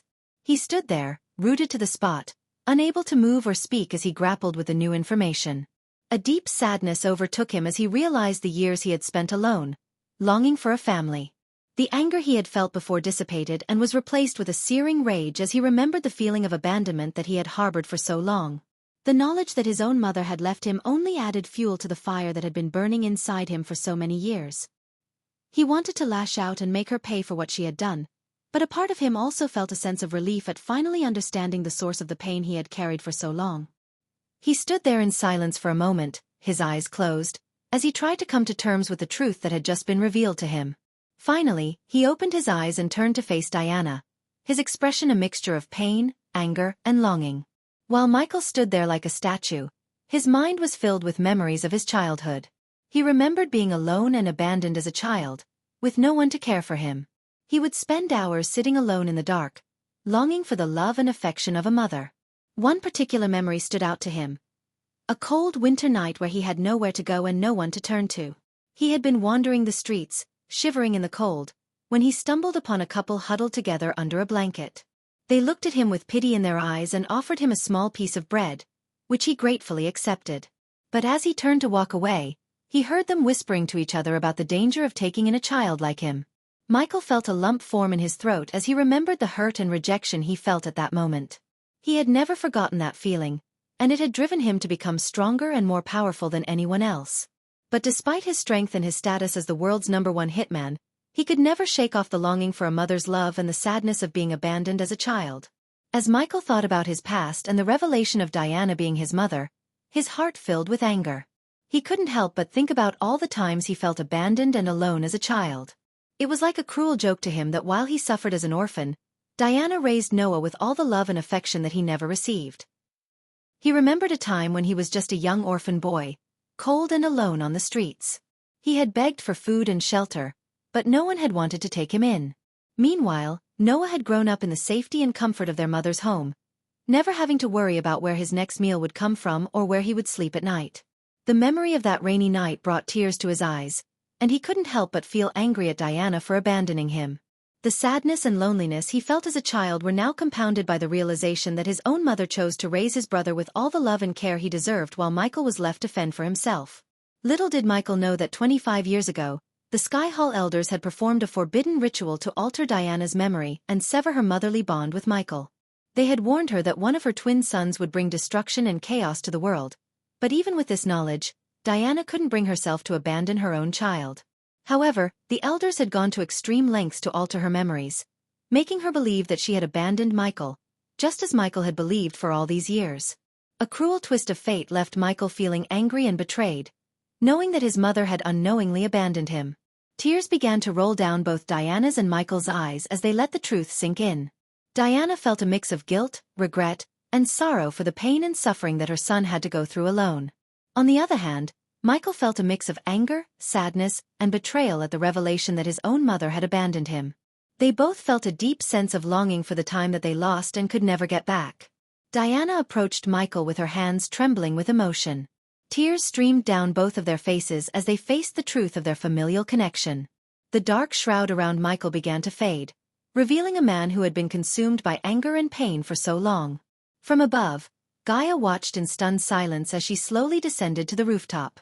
Her usual fierce expression was replaced with a look of shock as the truth of Michael's past was revealed. Gaia was in disbelief upon learning that Diana Winston was Michael's mother, making the supreme guardian and arch-nemesis, Noah, his twin brother. The revelation left her stunned, and for a moment, she set aside her desire to avenge Nightmare. The gravity of the situation weighed heavily on everyone as they grappled with the enormity of the truth that had been revealed. Michael felt an unfamiliar sensation as his mother wiped away the tear from his face. It was the first time in his life that he felt the touch of his mother. His mind was in complete disarray, unable to process the fact that Diana had been his mother all along. He had always imagined that the day he finally discovered the truth, he would be able to maintain his composure and deal with it rationally.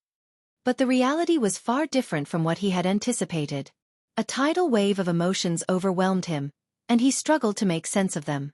The anger and bitterness that had been simmering inside him for years threatened to boil over, but at the same time, he felt a deep longing for the love and care of a mother that he had never known. Michael wanted to scream and shout at Diana, to demand answers for why she had abandoned him. But his throat felt tight, and no words came out of his mouth. He felt like a lost child, unsure how to process the overwhelming emotions coursing through his body. The thundering storm and gusting wind seemed to have stopped as soon as Diana revealed to Michael that she was his mother. Everyone around them was stunned, and their eyes were wide with disbelief. They couldn't believe what they were hearing. Sabrina broke the silence and whispered in shock. "What? Noah and Michael are brothers?" The rest of the Guardians and Nagaland's soldiers were equally stunned and looked at each other with disbelief.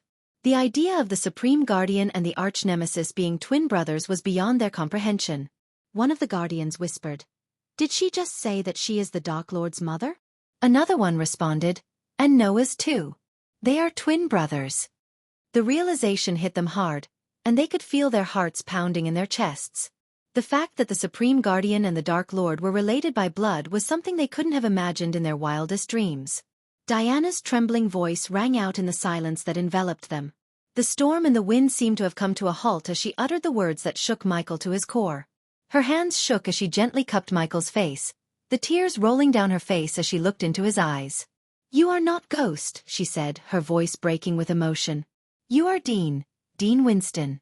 That was the name I gave you when you were born," she said, her voice barely above a whisper. Michael's eyes widened in shock as he heard the name. He had never heard it before, but it felt like a part of him had been awakened. Diana searched Michael's eyes for any sign of recognition or affection, but all she found was pain and anger. She longed to hear her son call her mother just once, but all she received was a barely audible response. "Say something," she pleaded, desperation seeping into her voice. She needed to know how he felt about the truth she had just revealed. Michael's eyes, usually so full of darkness, now held a mix of emotions that Diana couldn't decipher. His voice was strained and almost inaudible when he finally spoke. "I might be your son," he began, his voice shaking with emotion, "but you are not my mother." The words hit Diana like a punch to the gut. She felt as if the world had just crumbled beneath her feet. All she wanted was to embrace her son and make up for the lost time, but she knew deep down that it was impossible. Michael felt that there was no possible way he could forgive his mother for abandoning him and treating him like he was worthless. Although he understood that she may have had her reasons, the pain he went through was too great to forgive and forget simply. His entire life was filled with suffering and despair, and it was difficult to move past the hurt and betrayal he felt. Furthermore, Michael couldn't believe that he and Noah were brothers. They were completely different people in every way possible. Noah had grown up in a loving family, with everything he could ever want, while Michael had to fight for everything he had. The thought of being related to someone who had lived such an easy life was almost laughable. Despite the intense anger and betrayal he felt, a small part of Michael couldn't help but wonder what his life would have been like if things had been different. If he had grown up with his family, would things have been better? Would he have been able to live a normal life instead of one filled with pain and suffering? These questions lingered in his mind, but they didn't change the reality of his situation. He was still the Dark Lord, and he would still have to face his brother in battle. Michael's eyes shifted towards Noah, who was still unconscious in the air. "Even now, you are standing before me, protecting Noah." "I had no one to protect me," Michael said with a sad, bitter snicker. Sabrina's heart skipped a beat when she heard the revelation that Michael was her brother. It was as if all the pieces of a puzzle had suddenly fallen into place, and the bond she had always felt with Ghost now made perfect sense. She had always felt a strong connection to Ghost, the Dark Lord, and now she knew why. It was because they were siblings, and she had never even suspected it. As the reality of the situation sunk in, Sabrina's mind was flooded with memories of her interactions with Ghost. Every time they had fought, every time they had met, every conversation they had ever had suddenly took on a new meaning. She could not believe that the person she had been fighting against all this time was her own brother. Rowena, who had been punched by Michael, slowly rose back to her feet, her body trembling with shock.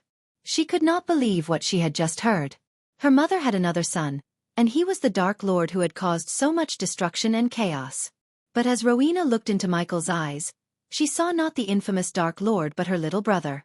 Despite his terrifying reputation, she could not help but feel a strong connection to him. Michael's voice trembled with a mixture of anger and sadness as he spoke. I have my own family now, just as you have built yours. But Noah has taken someone precious from me, and he must pay for what he did. He wanted to fight the Dark Lord, didn't he? Well, he will get his chance, whether I am his brother or not, he said, his gaze fixed on Noah's unconscious body. Diana's heart sank at Michael's words. She knew she had to do something to make things right between her sons, but she didn't know where to start. Sabrina, who had been listening to their conversation, felt a knot form in her stomach.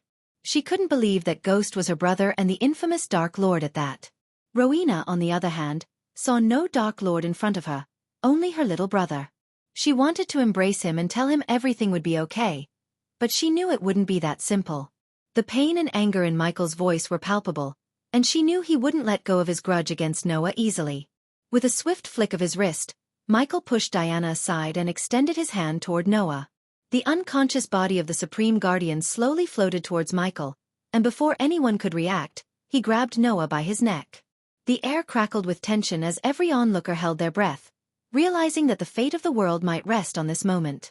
The Guardians, Nagaland soldiers, rogue cultivators, and news reporters watched in disbelief as the one person who could stop the Dark Lord's reign was now in his clutches, powerless and unconscious. Chapter 934. The Dark Lord versus the Supreme Guardian. As Michael held Noah by his neck, a mixture of emotions swirled inside him. He had always seen Noah as the Supreme Guardian whom he must defeat, but now he had learned that Noah was his own twin brother. The conflicting feelings made it difficult for him to hurt Noah, but the thought of Nightmare's little dragon and how he wasn't there to save Nightmare fueled Michael's anger. As he tightened his grip around Noah's neck, he wished that Noah was conscious and aware of what was happening. The memories of Nightmare's death and the pain it caused him gave him the strength to overlook any familial bonds he might have had with Noah. Diana's heart pounded in her chest as she saw Michael's grip tighten around Noah's neck. She knew that if she didn't act fast, the worst could happen. Tears streamed down her face as she pleaded with Michael to let Noah go. Please, Dean, let him go. He's your brother. Don't do this, she begged, her voice shaking with fear and emotion. But Michael remained resolute, his grip on Noah's neck showing no signs of loosening. The others present could only watch in stunned silence, unable to comprehend the gravity of the situation unfolding before them. Desperate to save her son, Diana stepped forward and put her hand on Michael's shoulder. Please, Dean, listen to me. You don't have to do this. We can find another way. Don't let your anger consume you, she pleaded, her voice barely above a whisper. For a moment, it seemed like Michael might relent. His grip on Noah's neck loosened ever so slightly. But then his expression hardened, and he pushed Diana aside with a flick of his wrist. As the world's deadliest assassin, Michael knew that he could easily devise a plan to eliminate Noah. However, he was aware of the limitations of his abilities. Killing Noah without the god-killing arrows would only result in Noah's physical body being destroyed, while his soul would escape and search for a new physical host. This would make it nearly impossible for Michael to locate and kill Noah again. Furthermore, Michael was certain that Andreas, Noah's mentor, would use Noah's survival as an opportunity to train him in the shadows and make him even stronger. This would put Michael at a disadvantage and force him to watch his back constantly. The system also advised against killing Noah until he could be permanently killed using the god-killing arrows. Despite the overwhelming desire for revenge, Michael knew that he had to bide his time and wait for the right moment to strike. He couldn't risk letting Noah slip away and come back stronger, with even more people in his corner. For Michael, it was all about timing and strategy. However, Michael's anger boiled within him as he learned that Noah was present during Nightmare's death, and may have even been a witness to Norvin, Noah's pet monkey, killing Nightmare. Michael had saved Noah's father not too long ago, and if it weren't for him, both Diana and Sabrina would have perished. Yet, Noah repaid this debt by watching Nightmare die right before his very eyes. Michael found this betrayal to be unacceptable. What Michael did not know, however, was that Nightmare was killed by Andreas' second soul piece, which had possessed Noah and used his body to carry out the heinous act. This information was kept hidden from Michael, adding to his already growing anger towards Noah. Sabrina ran towards him, tears streaming down her face as she pleaded with her brother to release Noah. Brother, please, don't do this. You can't be the monster they claim you are. You're not the Dark Lord. You're my brother. She continued to beg, her voice trembling with fear and desperation. I know you're hurting, and I understand why you're angry, But please, don't hurt Noah. He's not responsible for what happened to Nightmare. Sabrina's words seemed to penetrate Michael's anger and confusion. He looked at her, his grip on Noah's neck loosening slightly. You don't understand, Sabrina. You don't know what he did. Sabrina shook her head, her eyes full of sadness and understanding. I don't need to know. I just know that he's our brother, and we should stick together, no matter what. Michael seemed to be fighting an internal battle, torn between his desire for revenge and his softer side. Diana's voice was shaking as she joined her daughter. Please, Dean. I beg of you. He's your brother. Don't let revenge cloud your judgment. But Michael's grip around Noah's neck only tightened, and he did not budge. At that moment, Rowena stepped forward, wanting to talk to Michael as his elder sister. But before she could say anything, something inside her gave way, and she fainted on the spot. I cannot let him go. He took something from me and I will take something from him, Michael said in a cold, unwavering voice. His eyes glinted with anger and determination. Diana and Sabrina pleaded with him to let go of Noah, but Michael was resolute. I have shown enough kindness to your family, made myself a clown, he said, his voice dripping with bitterness. No more kindness. The Dark Lord does not show mercy. Come out, Andreas, with a cold voice, Michael called out to Andreas, knowing that he was attached to Noah's soul. With Noah's limp body held tightly by the neck in one hand, the Dark Lord delivered a powerful blow to his chest with an open palm. The impact sent shockwaves rippling through Noah's body, causing his soul to convulse and tremble within.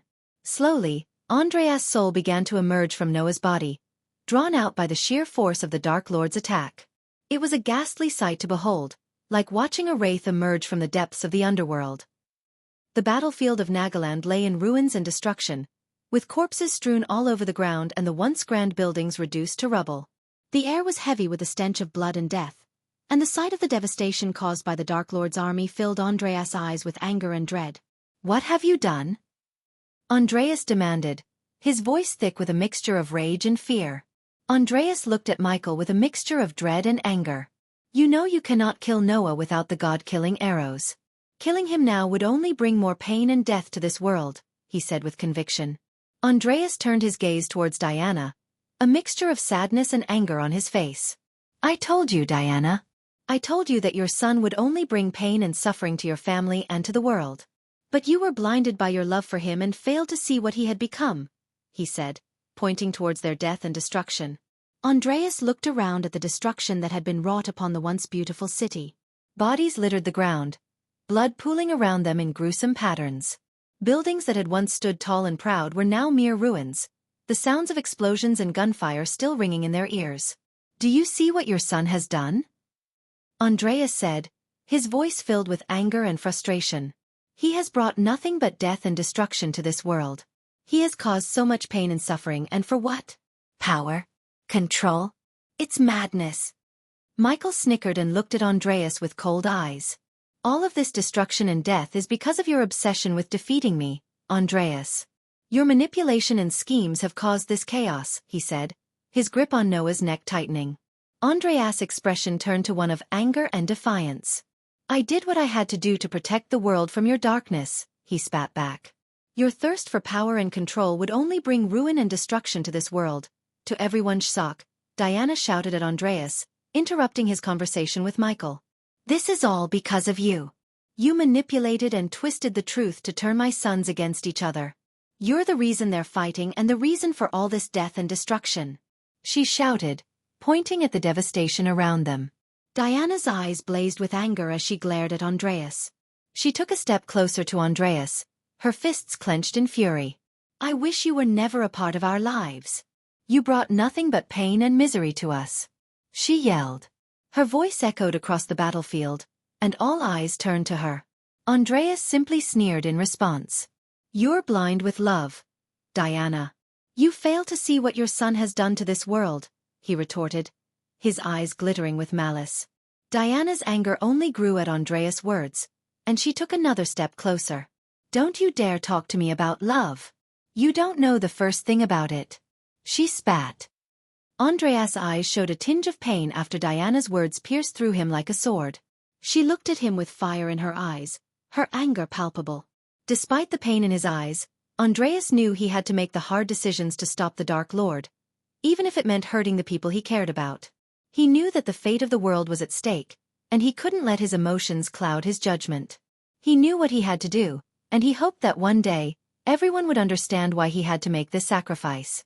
A fiery rage coursed through Michael as he glared at Andreas. The man's constant manipulations and schemes had pushed him to his limit, and he was now determined to put an end to it once and for all.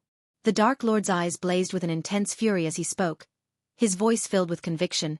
I may not be able to kill Noah without the god-killing arrows, but you, Andreas, are a different story. His words hung in the air, heavy with a sense of finality, as his eyes glowed with eerie darkness. The atmosphere was charged with tension as Michael's words echoed across the ruins of the once great city. Michael's eyes blazed with an intensity that sent shivers down everyone's spine. Even Andreas, who had always been the calm one, felt a sense of dread as he looked at the Dark Lord. I've had enough of your games, Andreas. You've played with me for far too long. Your schemes end here, and so does your existence. The world will be better off without you, and I'll be the one to make it happen. As he spoke, Michael's aura darkened, and a chilling silence fell upon the battlefield. Even the wind seemed to still, as if in anticipation of the coming clash between the Dark Lord and his nemesis. Everyone around them knew that a battle of epic proportions was about to take place, one that would decide the fate of the world itself. Without giving Andreas a chance to speak, Michael threw Noah aside and moved with lightning speed. Michael's eyes blazed with eerie darkness as he grabbed Andreas' ethereal form by his shoulders. Andreas struggled to break free, but Michael's grip was ironclad as he squeezed with all his might. A scream escaped Andreas' lips as he felt his ethereal form beginning to dissipate into smoke. In a sudden, unexpected move, Michael opened his mouth wide, and the smoke-like form of Andreas' soul was drawn into his mouth. Andreas squirmed and writhed, his screams growing louder as Michael devoured his soul, stripping it from his body. The air was thick with tension and the sound of Andreas' screams as Michael continued to consume his soul. It was a dark and ominous sight, and even the most powerful beings present couldn't help but feel a sense of dread and awe as they watched the scene unfold. Finally, with a final burst of energy, Michael consumed Andreas' soul entirely, and he let out a loud roar of triumph. The air around him crackled with energy as he stood, a new darkness emanating from him, powerful and undeniable. As Michael consumed Andreas' soul, a sudden gust of wind blew across the battlefield, causing everyone to stumble. The sky grew darker and the storm around them intensified, lightning crackling across the sky with a deafening roar. The air around Michael crackled with energy as he consumed the soul, causing everyone to feel a sense of dread and horror at what they were witnessing. The storm raged on as the ground beneath their feet shook violently, causing debris to fall from the surrounding buildings. Those who witnessed Michael's actions stood frozen in fear and disbelief, unable to comprehend what they were seeing. The dark energy radiating from Michael's body seemed to consume everything around him, making the already chaotic battlefield even more terrifying. After he consumed Andreas' soul, Michael's eyes narrowed as he looked toward Noah, who was now lying unconscious on the ground. Turning to face Diana and Sabrina, he spoke in a cold, unwavering voice. The truth changes nothing. If he ever dares to stand in my way again, I will not hesitate to end his life. His words hung in the air with a chilling finality, leaving no room for argument. Diana, revealing the truth about Noah's identity as Michael's brother, had a profound impact on her and her entire family. The revelation shook the very foundations of their beliefs, and their lives were forever changed. For Diana, the truth brought immense guilt and shame for hiding the secret for so long. She couldn't bear to look at Michael after revealing the truth, knowing the pain she had caused him by abandoning him as a child. The knowledge that her two sons were on opposite sides of a brutal war tore her apart inside, and she was consumed with regret for not being able to protect them both.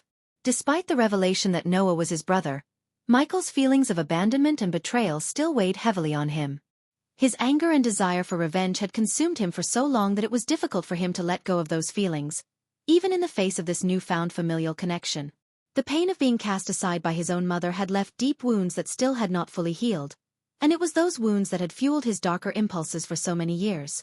Though there was a part of him that longed for the comfort and love of a family, that softer side of him had been overshadowed by his pain and anger. As Michael looked upon Noah, his unconscious form a stark reminder of the pain and betrayal he had felt for so long, he couldn't help but feel that nothing had truly changed. The truth of their shared bloodline couldn't erase the years of suffering and pain he had endured. Why I don't get any super gifts from my wonderful readers. Sad face. Chapter 935. Xianxia's plan amidst the chaos of the war between the Dark Lord's army and the Nagaland soldiers, Celici and Andreas' second soul piece floated far away, watching the battle unfold from a safe distance. As the Dark Lord consumed Andreas' soul from within Noah's body, a twisted grin spread across the face of Andreas' second soul piece. Despite the destruction and carnage happening below, he was elated to see the Dark Lord destroy the soul piece that had been with Noah for so long. As soon as the Dark Lord had consumed Andreas' soul, a strange darkness began to surround Andreas' second soul piece, causing it to glow with an eerie light. The ethereal form grew stronger and more substantial, becoming less transparent as it absorbed the darkness. The once weak soul piece had been revitalized by the energy released from the destruction of Andreas' soul, and it was now more powerful than ever before. Xianxia's emotions were not those of sadness or regret over the destruction of Nagaland. Instead, an almost manic excitement shone in her eyes as she watched the battle between the Dark Lord and Nagaland's soldiers unfold. To her, this war was just the beginning of a chain of events that would ultimately lead to the fall of the Great Eight clans. Celici had long known that the revelation of the Dark Lord being Noah's brother would trigger a shift in power, and she was prepared to seize the opportunity. Her goal was simple: to see her shadow clan rise from the ashes of the Great Eight clans and emerge as the dominant force in the world. Celici understood that the current system of 8 divided clans made it impossible to fight against the Dark Lord and his growing army effectively. To truly defeat him, the world needed a united front led by a single powerful clan. With this in mind, Celici watched the battle unfold with a twisted sense of excitement, knowing that the chaos it brought would ultimately play into her hands. The destruction of Nagaland was just the first step in a grander plan to reshape the world in her image. How does it feel to see the Dark Lord consume your soul piece? Celici asked Andreas' second soul piece, her eyes glowing with a devilish glint. A wicked grin spread across Andreas' second soul piece as he replied, "Good, very good. I've been waiting for his destruction for so long." Celici couldn't help but feel a rush of excitement at the prospect of the Dark Lord's downfall. She had been waiting for this moment for years, and now it was finally within reach. But there was one thing she still didn't understand. "I still don't get how you grow stronger with the destruction of your other soul pieces," she mused, her eyes narrowing in confusion. Andreas' second soul piece chuckled darkly, his eyes glowing with eerie darkness. "It's simple, my dear Celici. With each destruction, the darkness within me grows stronger. And as the darkness within me grows, so does my power." Celici felt a chill run down her spine as she listened to his words. She knew that Andreas' second soul piece was not to be underestimated, and she couldn't help but feel a sense of unease at the thought of what he was capable of. But she pushed those thoughts aside, focusing instead on the upcoming battle that would determine the fate of the world. Andreas' second soul piece grinned devilishly. "The Dark Lord may be the god of darkness in this universe, but the darkness I serve is universal," he replied. "It powers me and gives me strength beyond what Andreas could have ever imagined." He was a fool to ignore such power when he could have easily embraced it and finished the Dark Lord himself. Celici listened intently, her mind racing with possibilities. She knew that with Andreas' second soul piece by her side, she could become the most powerful force in the universe. Together, they could conquer all of the 8 clans and establish the Shadow Clan as the dominant force in the world. Looking at Andreas' second soul piece, Celici felt a sense of excitement coursing through her veins. She knew that with his power and her cunning, they could achieve anything they set their minds to. And she was determined to make it happen. As Andreas surveyed the wreckage of Nagaland, his eyes fell upon the lifeless body of Castian and the broken form of Zanali. Turning to Celici, he asked with a mix of anger and disdain, "How do you plan to avenge Castian's death and heal Zanali? Are you not moved by the loss of your own husband and daughter?" Xianxia's response was cold and callous, without a hint of remorse. She waved her hand dismissively, as if the lives lost were of little consequence. "I don't plan to," she replied flatly. "Noah will take care of it once he wakes from his coma. The death of his love Edith and the state of Zanali will fuel his anger towards the Dark Lord, overshadowing any familial bond he might form." Andreas couldn't help but feel smile at Xianxia's lack of compassion. He knew the path Noah was headed down, and it was one of destruction and chaos.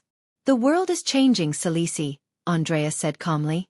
"Don't forget that you can't just sit back and let the pieces fall where they may. The consequences will be dire for everyone, including your clan." But Celici merely chuckled, her eyes gleaming with ambition. The world has always been changing, Andreas. The strong will always rise to the top, and I plan on being on the winning side. Noah will take care of the Dark Lord, and my clan will reap the rewards. It's as simple as that. Andreas looked at Celici with a sense of cold detachment, realizing that they were both cut from the same cloth. They were both cunning, calculative, and merciless, willing to do whatever it takes to achieve their goals, even if it meant sacrificing others in the process. In a way, they deserved each other. They were both driven by their desire for power and control, and they would stop at nothing to achieve it. Andreas couldn't help but feel a sense of grim satisfaction at the thought of teaming up with Celici to take down the Dark Lord, knowing that they both shared the same ruthless mindset. Celici turned to Andreas, her eyes cold and calculating. Once the Dark Lord leaves Nagaland, I want you to take out Noah's team of elites, she instructed. We need to eliminate any potential threats to our plan, and those elites are at the top of the list. Andreas nodded, his expression just as cold and calculating as Sail Sis. Understood, he replied. And what about Hammond? Bring him to our place, Celici said, a hint of greed in her voice. We need his genius to help us dismantle the Dark Lord's army piece by piece. He'll be a valuable asset to our cause. And what about Noah? Andreas asked, knowing the answer but wanting to hear it from Celici herself. Leave him be, Celici said dismissively. He's of no use to us now. But make sure to make it look like the Dark Lord killed his elites. We want Noah to focus every bit of anger toward the Dark Lord. Otherwise, he might become softer. Andreas nodded again, feeling no compassion or mercy for anyone in this situation. He and Celici were both ruthless and cunning, willing to do whatever it took to achieve their goals, no matter the cost. A month ago, when the Dark Lord arrived at Noah's house to help his father, the news reporters caught wind of it and stirred up a political storm. They questioned Noah's competency as the Supreme Guardian, claiming that he should have been the one to fight the Dark Lord, not seek his help. Celici couldn't help but feel a sense of amusement at the chaos that ensued. She knew that the media would never be satisfied, always searching for the next big story to exploit. And this story was too good to pass up.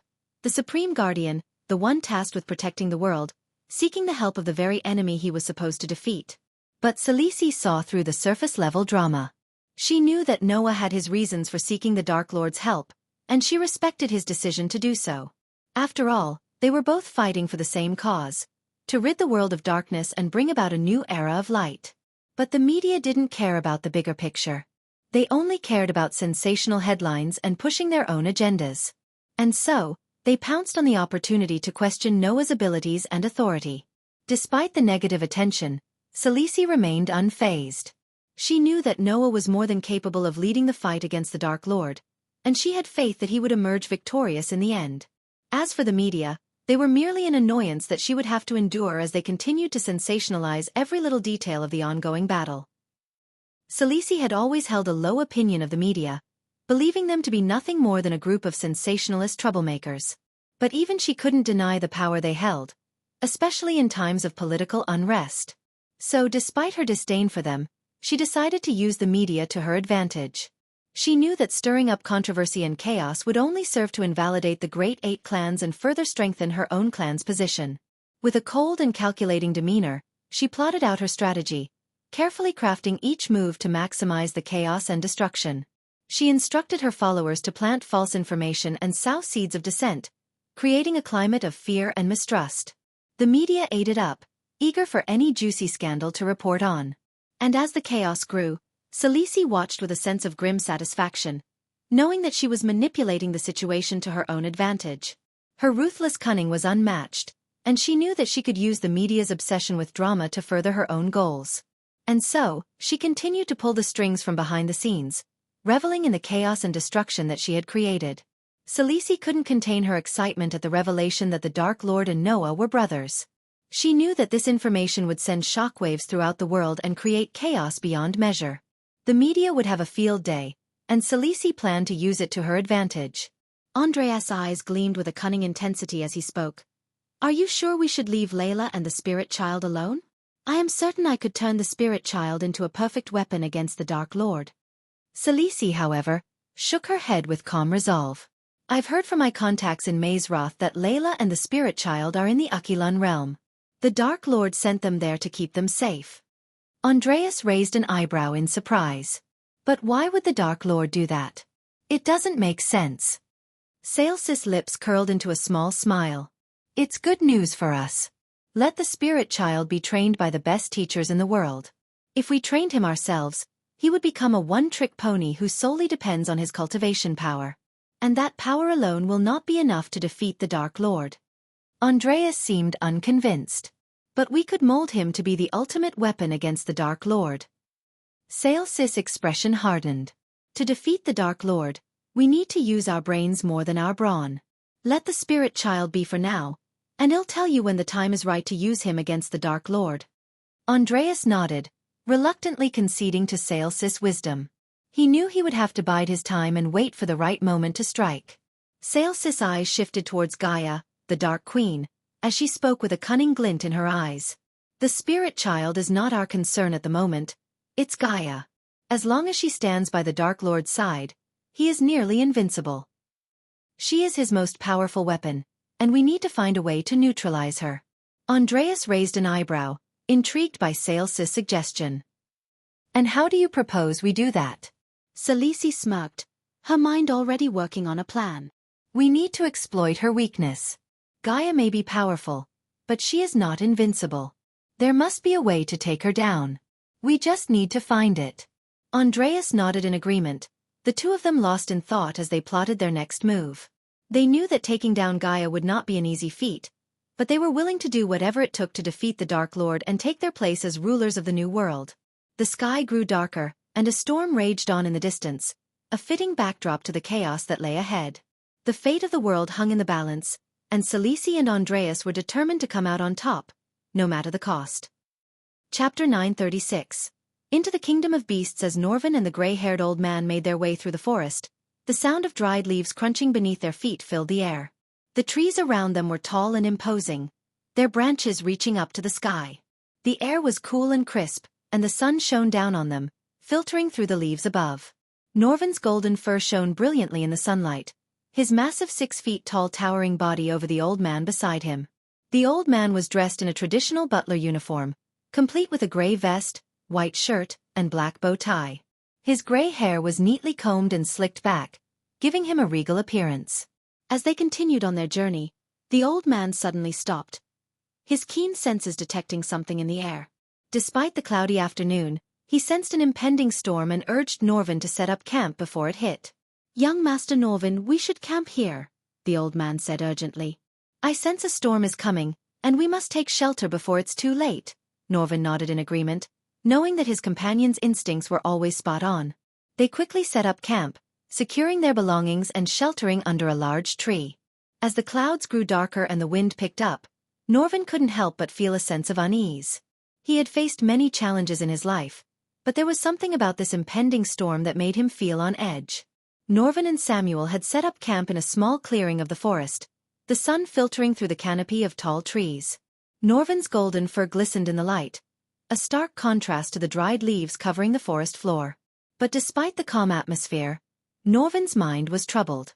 "Tell me, Samuel, did I make the right choice in leaving Nagaland?" Norvin asked, his gaze distant. Samuel, the gray-haired butler, sat down on the ground beside him.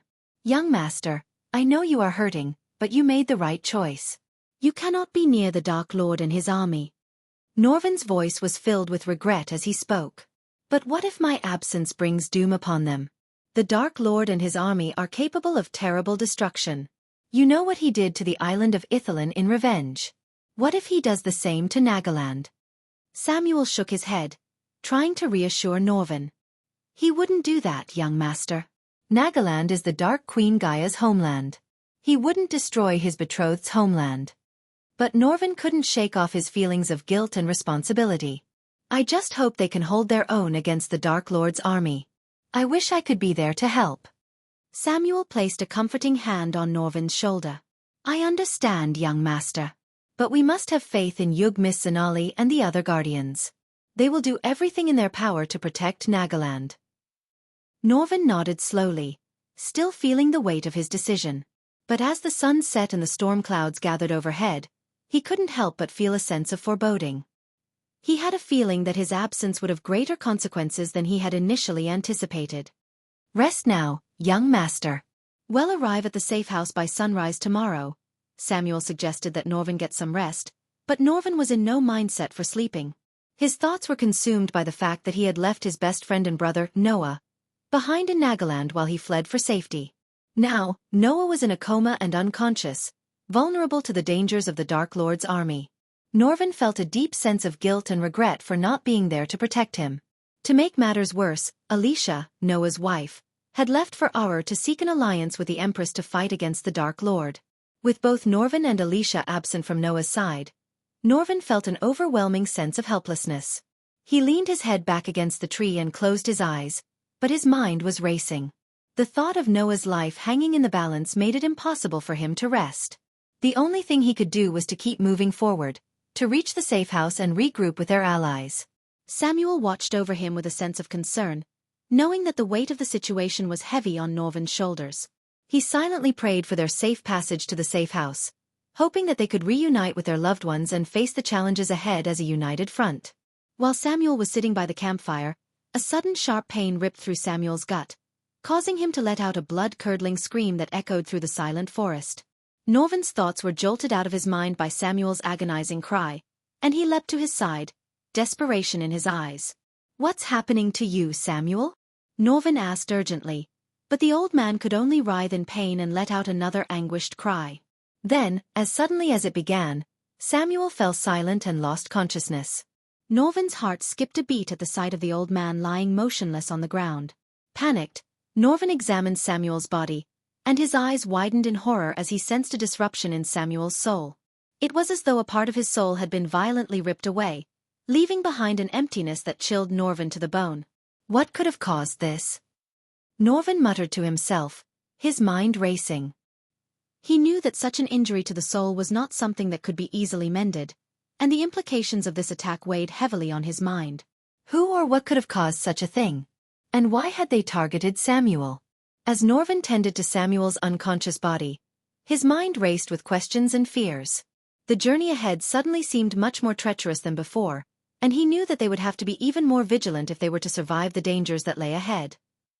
Unknown to Norvin, the sharp pain that suddenly struck Samuel's body was no coincidence.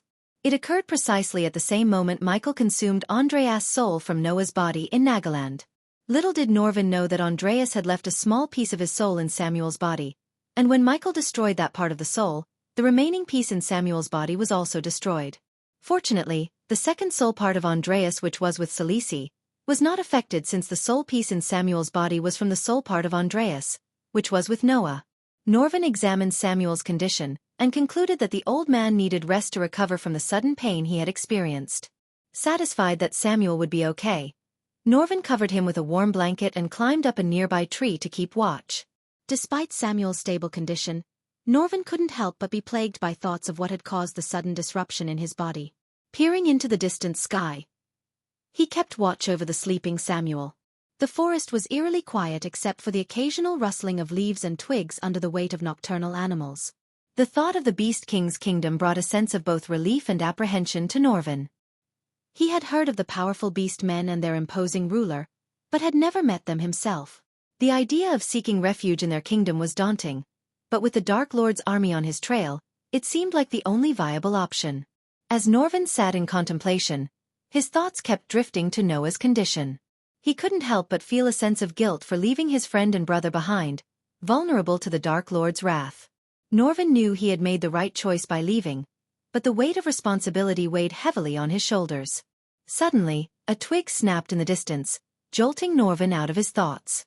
His heart raced as he peered into the darkness, trying to make out any movement or shape. Was it the Dark Lord's army hot on his trail? Or was it just a stray animal? Norvin's heart raced as he heard a rustling in the nearby bushes. He knew better than to let his guard down, especially in these treacherous times. Without hesitation, he leaped up into the nearest tree and climbed higher, scanning the area for any signs of danger. His golden fur glistened in the light, and his senses were on high alert as he listened intently for any sound that might give away an attacker's presence. His mind raced with thoughts of the Dark Lord's army and what they might be capable of. He couldn't afford to take any chances, not when so much was at stake. As he surveyed the area, his grip on the tree tightened, and he readied himself for any incoming threat. Norvin's keen eyesight caught a glimpse of movement in the distance, and he narrowed his eyes to get a better look. As the beast men drew closer, he saw that they resembled a pack of wolves. Their fur was sleek and dark, blending in with the shadows of the forest. They moved with a graceful predatory gait that sent shivers down Norvin's spine. Despite his fear, Norvin kept his guard up and watched the groups approach carefully. He didn't know their names or identities, but he could tell that they were skilled warriors. Each of them carried a weapon and wore a fierce expression of years of training and experience. As the pack of wolf-like beast men approached Norvin's campsite, Norvin tensed up, unsure of their intentions. The pack leader, a towering beast with thick gray fur and piercing yellow eyes, stood at a distance and bared his fangs, growling a warning. Norvin slowly raised his hands in a show of non-aggression, but kept a watchful eye on the pack. The leader spoke in a low, guttural voice, asking Norvin why he was venturing into the territory of the Beast Kingdom. Norvin hesitated, unsure of how much he should reveal. He knew that the Beast Kingdom was a powerful and feared nation, and he didn't want to reveal too much about his own mission. "I am seeking refuge," Norvin finally replied, keeping his tone neutral. "I am in need of a safe place to rest and regroup." The pack leader sniffed the air, as if testing Norvin's words for any signs of deceit. The other members of the pack circled around Norvin's campsite, their eyes glowing in the darkness. Norvin could feel his heart racing as he watched the pack warily. "Do not lie," the pack leader growled. Norvin could feel the tension in the air, and he knew that he needed to choose his words carefully. He could easily take down these wolves, but he didn't want to start a needless fight. "I'm not lying," Norvin said, holding up his hands in a peaceful gesture. "We have permission from the Beast King to enter his kingdom. We're here to seek refuge and speak with him about the Dark Lord's invasion." The wolves exchanged a look, but their leader remained unconvinced. He took a step forward, his eyes fixed on Norvin. "Prove it," he snarled. "What kind of proof do you have that the Beast King has agreed to meet with you?" Norvin hesitated for a moment, unsure of how to prove his words. But then he remembered the small medallion that the Beast King had given him as a sign of his invitation. Reaching into his pocket, Norvin pulled out the medallion and held it up for the wolves to see. "This is the proof you seek," he said. "The Beast King gave me this medallion as a sign of his invitation. We mean no harm, we just seek refuge from the Dark Lord's forces." The leader of the pack eyed the medallion warily, but after a moment, he nodded his head in acceptance. "Very well," he said. "You may pass. But be warned, monkey. We won't hesitate to strike you down if you try anything." Norvin nodded, relieved that the tense standoff was over. Once the wolves believed him, Norvin pointed at the unconscious Samuel. "He is taking a much-needed rest. Once he wakes up, we will be on our way to the safe house," said Norvin, pointing to Samuel who was sleeping peacefully. The pack leader looked at Samuel, then turned his gaze back to Norvin with a fierce stare. "Whatever you do, get to the safe house before midnight," he growled. "The Beast Kingdom has its own problems, and the last thing I want is to clean up your corpses from the ground." With that ominous warning, the pack of wolves quickly vanished into the darkness of the forest, leaving Norvin alone with his thoughts. The hairs on the back of his neck stood on end as he considered the warning. What kind of problems did the Beast Kingdom have? And why did the pack leader seem so hesitant to trust him? Unbeknownst to Norvin, the Beast Kingdom was not as safe from the Dark Lord's influence as he had hoped. The kingdom had its own share of internal issues, and the Dark Lord had his own spies planted within its borders, including a number of powerful vampires. These vampires, with their keen senses and exceptional tracking abilities, made it all too easy for the Dark Lord to keep tabs on the kingdom's movements and keep his finger on the pulse of its politics. The Beast King knew that agreeing to help Norvin would make him a target of the Dark Lord's wrath. The Dark Lord believed that Norvin had killed Nightmare, and would stop at nothing to exact his revenge. In doing so, the Beast King had entered a dangerous game of cat and mouse with the Dark Lord, where one misstep could mean the end of his kingdom. Meanwhile, Khaleesi and her shadow clans were also plotting against the Dark Lord. They were cunning and ruthless and would do anything to stop him. The two factions had their own separate plans and strategies, but both aimed to take down the Dark Lord and put an end to his reign of terror. The stakes were high, and the outcome was uncertain. Only time would tell how the Dark Lord would face these plots against him, and whether the Beast King and Saelsis plans would come to fruition. Keep your gifts coming. Shameless author alert. Chapter 937. Andor's future plans. Andor sat on his throne, his eyes fixated on the live feed of Nagaland playing before him. He relished every moment of Michael's suffering as Diana revealed herself to be his mother. Andor's laughter echoed through the empty halls of his castle, a sound that was almost maniacal. Suddenly, the feed began to flicker, and a bright light appeared before Andor. He was taken aback, wondering what was happening. The light grew brighter until it took on the form of a woman. Andor recognized her instantly. "Seraphine?" he asked incredulously, tilting his head in disbelief. "It has been quite some time since we last met, Andor," the goddess replied with a gentle but powerful voice. Andor frowned, trying to comprehend why a goddess would suddenly appear before him. He had been trapped in this mortal realm for 6,000 years with no way to leave. He wondered what Seraphine's motives were. "If you meant 6,000 years ago, then yes, it has been quite some time," Andor quipped, trying to hide his suspicion. Seraphine chuckled softly, a sound that made Andor's skin crawl. "I see you still have your sense of humor," she replied. Andor leaned back on his throne, crossing his arms over his chest. Andor's eyes narrowed at the sound of Seraphine's voice, the embodiment of all that he despised about the realm of the gods. He bristled at the urgency in her words, a reminder of the ancient duty he had abandoned long ago. Despite his outward calm, Andor seethed with anger at the thought of being dragged back into the politics of the Pantheon. "What do you want from me, Seraphine?" Andor growled, his voice laced with venom. Seraphine's form flickered, her light growing brighter as if in a warning. "You know why I'm here," she said, her voice gentle yet firm. Seraphine didn't seem to take offense at Andor's tone, continuing with a sense of urgency. "The third seal has been broken, Andor. Dagon is planning to ascend to our realm once again with his army of Hell Walkers." Andor remained unmoved, his anger towards the Dark Lord overshadowing any sense of duty to the realm of gods. "I'm pretty sure Morrigan will take care of that," he snickered, showing his disdain for the god of war. "The last time I checked, it was your duty to prevent Dagon from ascending to the realm of gods," Seraphine reminded him. Andor's voice dripped with venom as he retorted, "Well, the last time I checked, I can't even leave this damn castle. So if you have a way to break the seal and let me out of here, I might go deal with Dagon out of the goodness in my heart." He knew he was treading a dangerous line, for if he showed too much hatred towards his own kind, the gods might find a way to keep him in the mortal realm for longer. But he couldn't hide his anger and hatred towards the realm of gods anymore. Not when he had been trapped in the mortal realm for 6,000 years.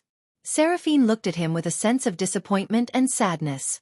"Your hatred blinds you, Andor. You were once a noble and just god, but your anger towards the Dark Lord has consumed you and made you forget your duty to our realm. You are needed in the war against Dagon, but first, you must let go of your anger and remember who you truly are." Andor's face twisted with rage. "You know nothing of what I have endured, Seraphine. You and the other gods have no right to judge me. My hatred is not what blinded me, Seraphine. It was my own kind that forgot about me. None of you bothered to check on me until you want something from me. Tell me, goddess of all information, how many times have you checked on me?" "None." Andor's voice grew louder as he continued. "For a goddess of information, you seem to have no clue that I am trapped in this damn castle. So tell me, how am I supposed to deal with Dagon? And why would I want to help you even if I could?" The tension in the room was palpable as Seraphine regarded Andor with a mix of sadness and frustration. "We are not blind to your plight, Andor. We have not forgotten you. But you must remember that our realm is in danger. We need your help and are willing to do what we can to assist you in leaving this castle." Andor was taken aback by the sudden offer of help. His anger and hatred for the gods had blinded him to any possibility of assistance from them. But deep down, he was still desperate to leave the mortal realm any way he could, even if it meant working with his own kind whom he despised. He suppressed his rage and considered the offer for a moment. Sensing that Andor was not going to interrupt her, Seraphine took the chance to continue speaking. Seraphine leaned forward, her voice low and urgent. "Andor, listen to me. Dagon cannot escape the hell without first breaking several powerful artifacts that keep him imprisoned there. He cannot destroy them himself, so he is sending his Hellwalkers to do it. We need the Sky Hall to fight against these Hellwalkers and protect the artifacts. If they are destroyed, nothing will stop him from ascending to our realm." Andor listened to Seraphine intently, weighing his options as he considered her proposal. Although he still harbored a deep-seated anger towards his fellow gods, he knew that he was also desperate to leave the mortal realm, and the opportunity to do so might be worth considering. "Let us assume for a moment that I am willing to assist you," he said slowly, eyeing Seraphine with suspicion. "But what makes you think that the Sky Hall alone will be enough to stop Dagon and his army of Hellwalkers? Breaking things is always easier than preventing them from being broken, and even if I were to agree to send the Sky Hall to this fight, Dagon would eventually find a way to break the artifacts without any gods fighting against him." Seraphine nodded gravely. "We are aware of that. That is why we need the Sky Hall to delay Dagon as long as possible until the Dark Lord can break 3 more seals. Once that happens, we can send a god from the Pantheon to the mortal realm and engage in battle with Dagon's army directly." Andor's frustration was palpable as he slammed his hand on the armrest of his throne. "So, you're telling me that you could send a god to the mortal realm but not bring me back? This is outrageous," he exclaimed. Seraphine's expression softened slightly. "I understand your anger, Andor. But the rules of our realm are not always fair." Andor scoffed. "Rules? The Dark Lord doesn't follow any rules. He has already caused so much destruction, and yet the Pantheon still underestimates him. Dagon may be a threat, but he's nothing compared to the Dark Lord." Andor's eyes blazed with fury as he confronted Seraphine. "Why does the Pantheon continue to underestimate the Dark Lord? He is a much greater threat than Dagon could ever be. Why not send a god to the mortal realm to take him out?" Seraphine's expression was grave as she responded, "Because we are still here, Andor. The Dark Lord is not. The previous Dark Lord was forced to reset the mortal universe as a last resort. Even at his peak, he only managed to kill some weak gods. Dagon, on the other hand, could threaten the very existence of the Pantheon itself." Andor seethed with anger, knowing that his own hatred for the Dark Lord was consuming him, blinding him to the true danger that lay ahead. Despite his loathing for the gods, he knew that he needed their help to escape the mortal realm. But at what cost? Would he be forced to fight alongside those he despised to save the very realm he had grown to hate? Seraphine's voice rang out with a tinge of disappointment and frustration. "Do not forget your true purpose, Andor. You were sent to the mortal realm to eliminate the threat that Dagon poses to our world," she reminded him. 6,000 years ago, the Pantheon had tasked Andor with the mission to end Dagon's existence. However, Andor's stubbornness and hatred towards the Dark Lord had clouded his judgment, and he ended up fighting the wrong enemy. His reckless actions had nearly cost him his life, and Andor's anger had only grown since then, causing him to forget his original mission. Seraphine's voice was firm and determined as she made her offer to Andor. "If you help the Pantheon defeat Dagon and the other fallen gods, I will personally make sure that the Dark Lord pays for what he did to you. Whatever the cost, I will find a way to bring you out of the mortal realm and restore you to your rightful place among the gods." Her words hung in the air, a tantalizing promise of revenge and redemption. Andor's eyes gleamed with a sudden realization that the gods' offer was too good to refuse. Despite his loathing towards the gods, he had no doubt in their power and authority. Their word was as good as gold, and if they promised him anything, they would keep it no matter the cost. Andor knew that dealing with the Dark Lord would require a lot of planning, strategy, and cunning. However, with the Pantheon's help, he could deal with the Dark Lord directly, using brute strength and force, something that he was exceptionally skilled at. Andor expressed his concern to Seraphine. "If I commit the Sky Hall's resources to fight against Dagon and his army, that would leave the Dark Lord unchecked. How can we be sure that it's the best course of action?" Seraphine chuckled at Andor's words. "You underestimate the power of the Goddess of Information, Andor. I know all that happens in the mortal realm, including your contingency plans. The Shadow Clan is one of them, is it not? And even if you had no plans, letting the Dark Lord run rampant will work in our favor. The more chaos he causes, the easier it will be for us to sway the Pantheon to end his existence." Andor was taken aback by Seraphine's knowledge. He had always been careful to keep his plans hidden from the gods, but he should have known better than to think he could keep secrets from the Goddess of Information. He sighed, realizing that he had no choice but to agree to Seraphine's proposal. If it meant he could finally exact his revenge on the Dark Lord, he was willing to sacrifice the Sky Hall's resources and let the Dark Lord run rampant in the mortal realm. "Fine, I'll help you. But remember, Seraphine, I'm doing this for my own reasons, not for the realm of gods," Andor said, his voice laced with bitterness and anger. Seraphine nodded, her expression solemn. "I understand, Andor. But we need your help now more than ever. Dagon poses a threat to our entire world, and we cannot face him alone. Andor clenched his fists, his rage boiling inside him. He knew that Seraphine was right, but he couldn't help feeling resentful toward the gods. They had abandoned him to the mortal realm for 6,000 years, and now they expected him to come to their aid. But despite his anger, he knew that he couldn't let his personal grudges get in the way of what needed to be done. If he didn't help the Pantheon, they would all be doomed. As the conversation seemed to be coming to an end, Seraphine's voice became more serious.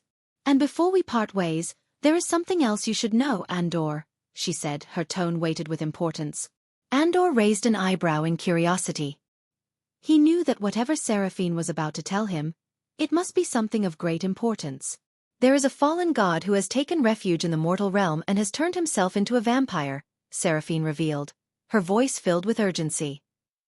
Andor's eyes widened at Seraphine's revelation. "A fallen god who turned himself into a vampire? What's his name?" he demanded. "Ingram," Seraphine replied calmly. "He's one of the elder vampires at the table." Andor's mind raced as he processed this new information. A fallen god aiding Dagon, and one who had turned himself into a vampire no less. Andor felt a twinge of amusement at the thought of a fallen god turning himself into an elder vampire. He knew that the fallen gods were capable of anything, but the idea of one of them becoming a vampire was quite unexpected. He couldn't help but picture the fallen god Ingram sitting at a table, dressed in black leather and sipping on a glass of blood, surrounded by other vampires. The irony of it all made Andor chuckle, despite the gravity of the situation. Seraphine couldn't help but feel a sense of respect for Andor. Despite being stripped of his power and stuck in the castle for so long, he still possessed a sharp mind and cunning intellect that made him one of the most powerful gods in their world. She knew that underestimating him would be a grave mistake, as he was capable of outmaneuvering even the most cunning of opponents. It was this resilience and determination that made Seraphine realize that Andor was not to be taken lightly, and that he could prove to be a valuable ally in the fight against Dagon and the other fallen gods. Chapter 938. A weapon of the gods. As Seraphine vanished before his eyes, Andor snapped his fingers, summoning a shimmering golden orb before him. With practiced ease, he placed his hands on either side of the orb, causing it to flicker and hum to life. Within seconds, the figures of several of his most trusted underlings materialized within the orb, each one bowing low in reverence to their lord. Despite being stripped of his power and confined to the castle, Andor was still one of the most cunning and powerful gods in his world, with a network of loyal followers at his command. In the vast halls of Skyhall, only a handful of individuals were privy to Andor's existence. These few figures, who controlled every aspect of the Skyhall, served as Andor's eyes and ears in the mortal realm. To the outside world, the Holy Maiden was the public face of the Skyhall and its leader, but in reality, it was Andor who held the reins of power. Andor and a select group of gods had found the Skyhall thousands of years ago. Now, only a select few knew about its existence and Andor's involvement in its affairs. "My lord," the figures intoned in unison, their voices laced with deference and awe. Andor had agreed to send the Skyhall and its resources to fight Dagon and his army of Hellwalkers, but he had no intention of leaving the Dark Lord completely unchecked. Before he dispatched the Skyhall to battle, he had one last task for them, a mission that would ensure the Dark Lord was kept in check while he was away. "Take the Celestial Sword and deal with the Dark Lord," Andor ordered his underlings with cool detachment. The Celestial Cannon was one of the most powerful weapons in existence, capable of destroying entire armies with a single shot. Only a select few in the Skyhall knew of its existence, and Andor trusted them implicitly to use it wisely. The figures in the orb immediately bowed their heads in respect and obedience to Andor, their lord and master. Without hesitation, they replied in unison, "As you command, my lord."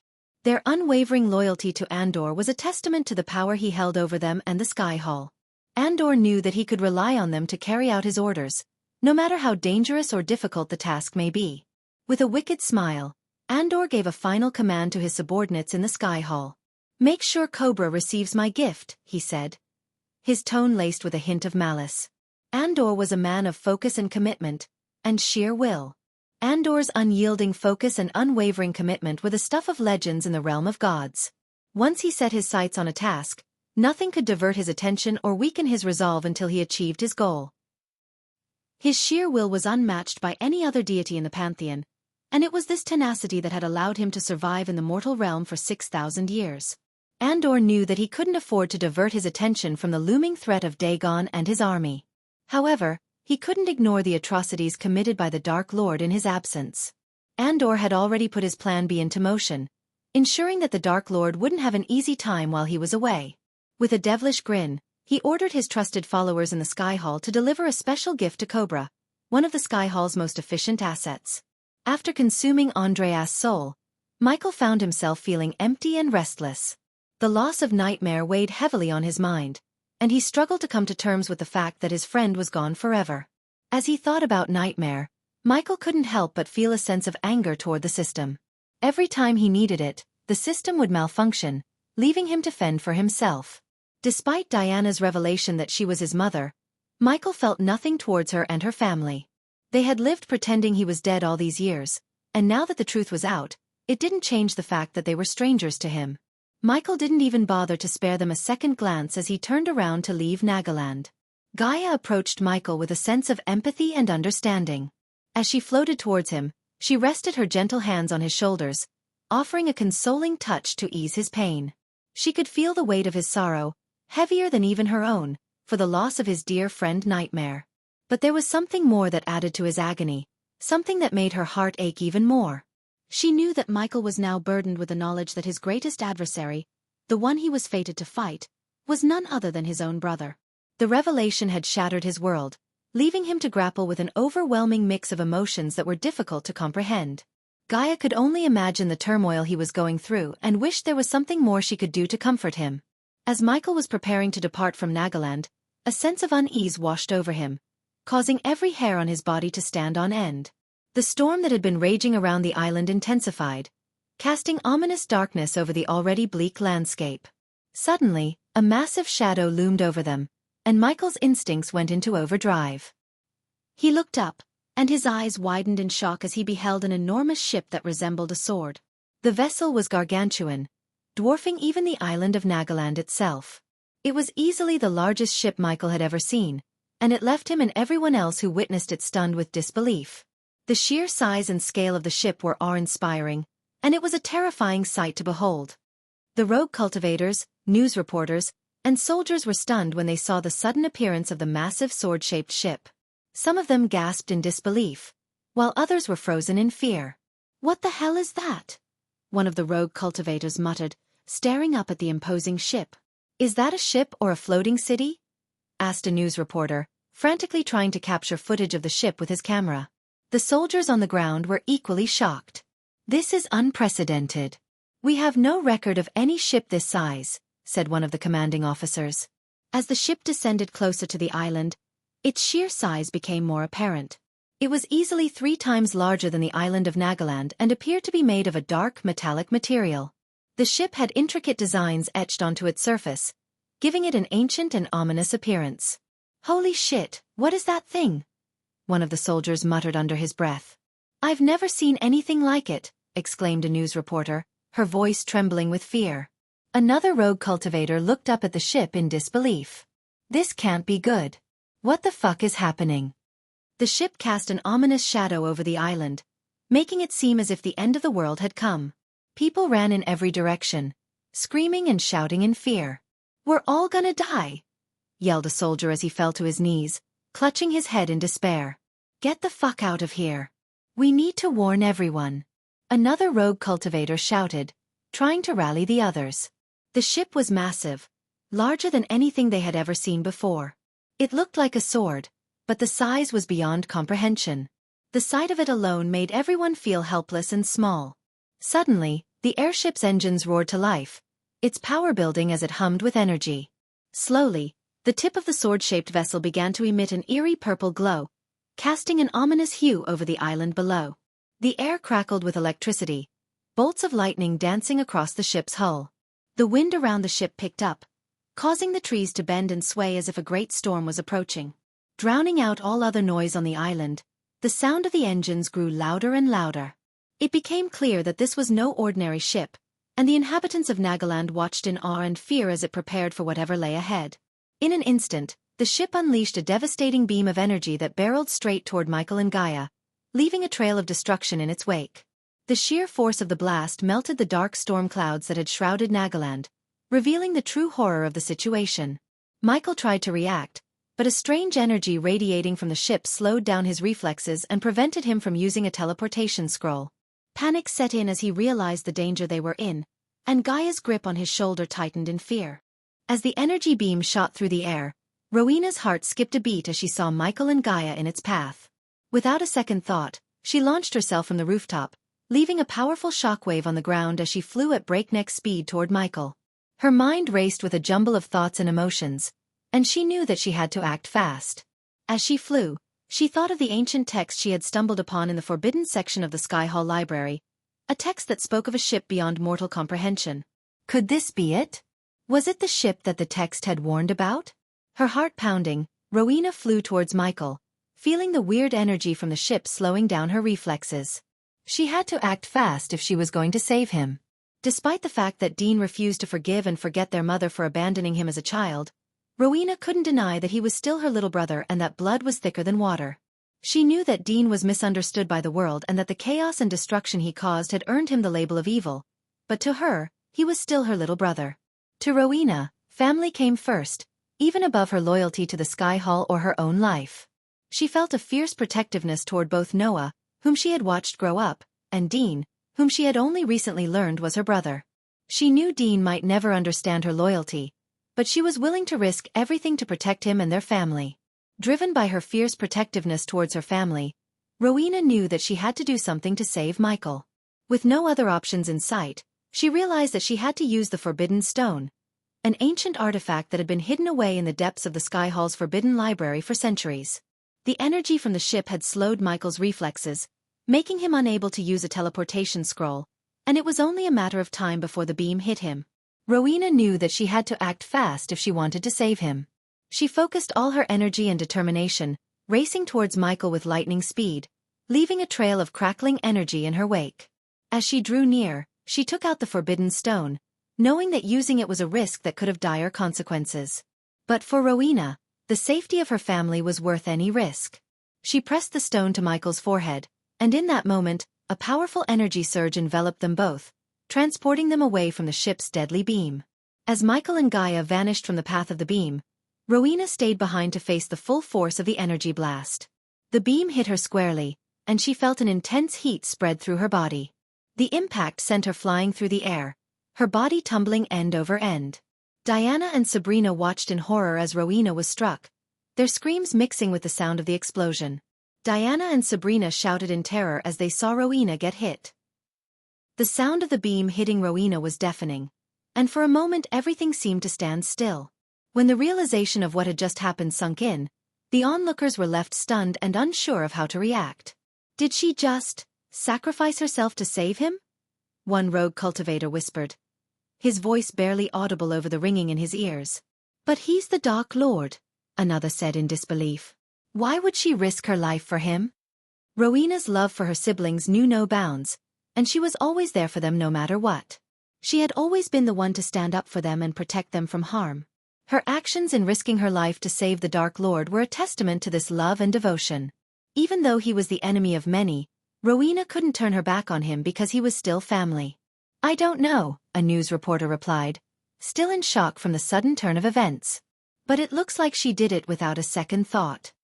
The soldiers who had been standing nearby remained silent, unsure of how to process what they had just witnessed. The group stood there in silence as the enormity of what had just happened began to sink in.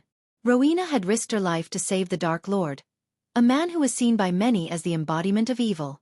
And yet, at that moment, all of that seemed to fade away, replaced by the simple fact that one person had saved another.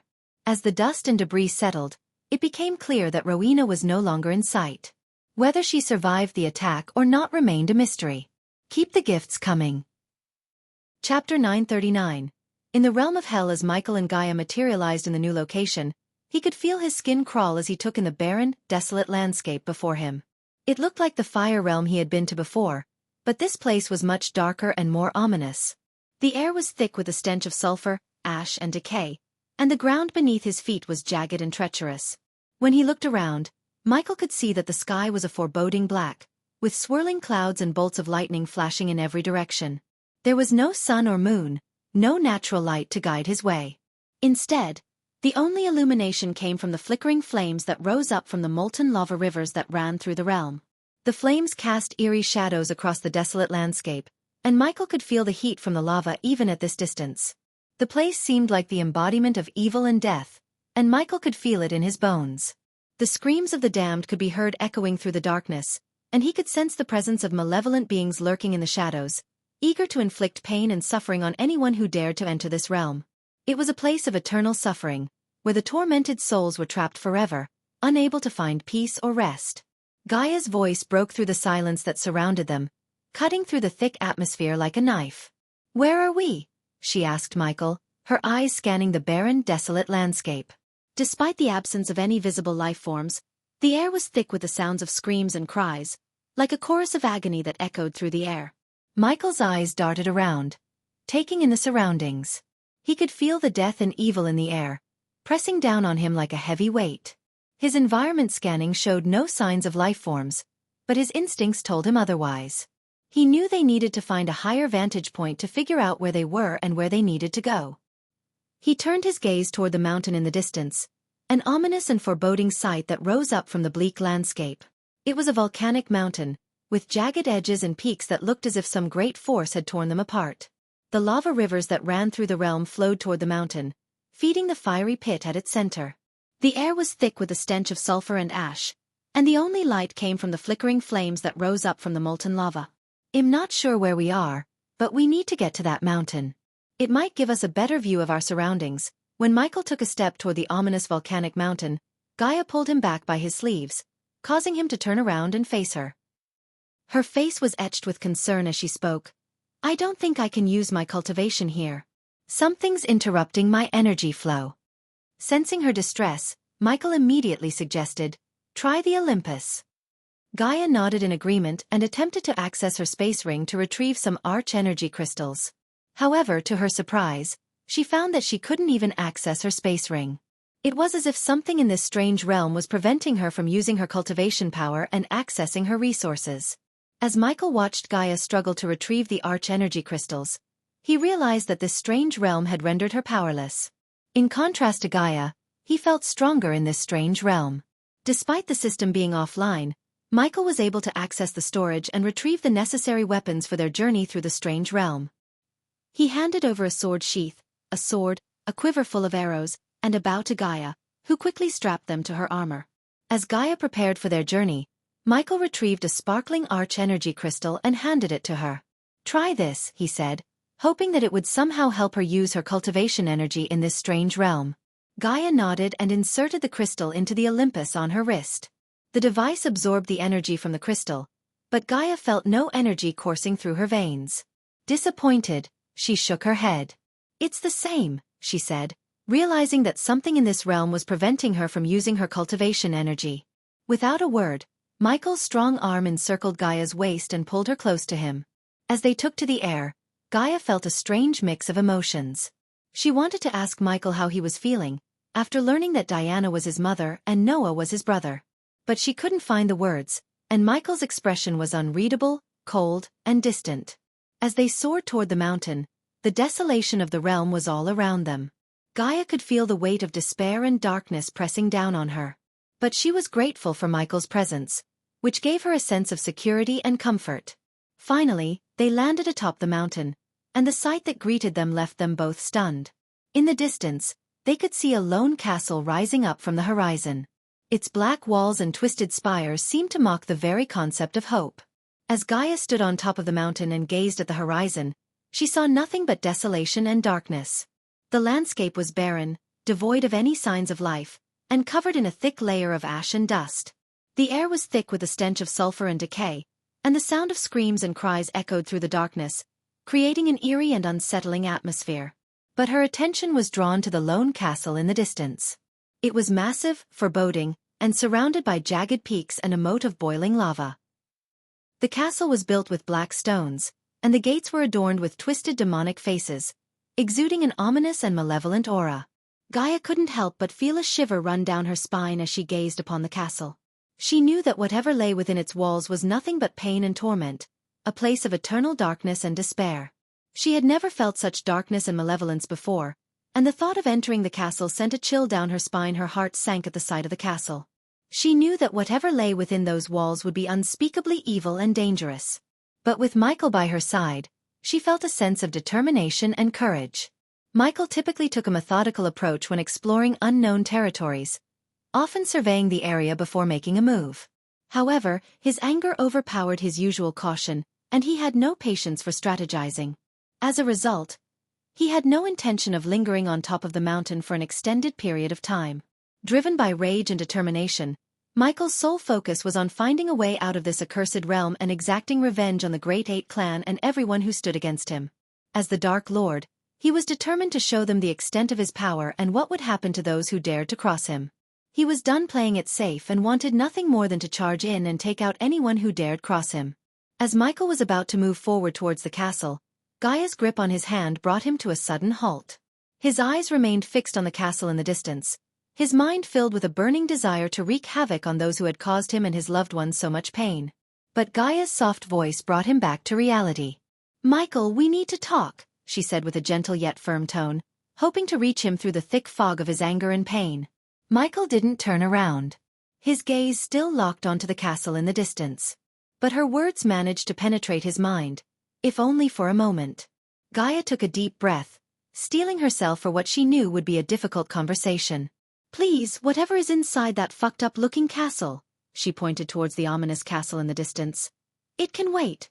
We need to take a moment to regroup, to figure out our next move." Gaia's voice was soft and gentle, but it carried a weight of emotion that Michael could feel. He slowly turned to face her, his eyes meeting hers. For a moment, they stood there in silence, the only sound the howling wind that whipped around them. Gaia reached out and gently cupped Michael's face, guiding his gaze toward her. As she looked into his eyes, she could see the pain and anger simmering within him. With a deep breath, she leaned in and touched her forehead to his, hoping to find some way to calm him down. But as soon as their foreheads touched, a wave of grief washed over her. The memory of losing her beloved little lizard, Nightmare, came rushing back, and tears started streaming down her cheeks. She tried to hold back the sobs that threatened to escape her, but the pain was too much to bear. Feeling her body shake with emotion, Michael wrapped his arms around her and held her close, offering comfort in the only way he knew how. Together they stood on the mountain, holding on to each other as they grieved for what they had lost and braced themselves for what lay ahead. As Michael thought about Diana being his mother, a wave of emotions hit him like a ton of bricks. Anger, sadness, and betrayal all churned inside him, making it difficult for him to think straight. He couldn't believe that the woman who had abandoned him and left him to fend for himself was his own mother.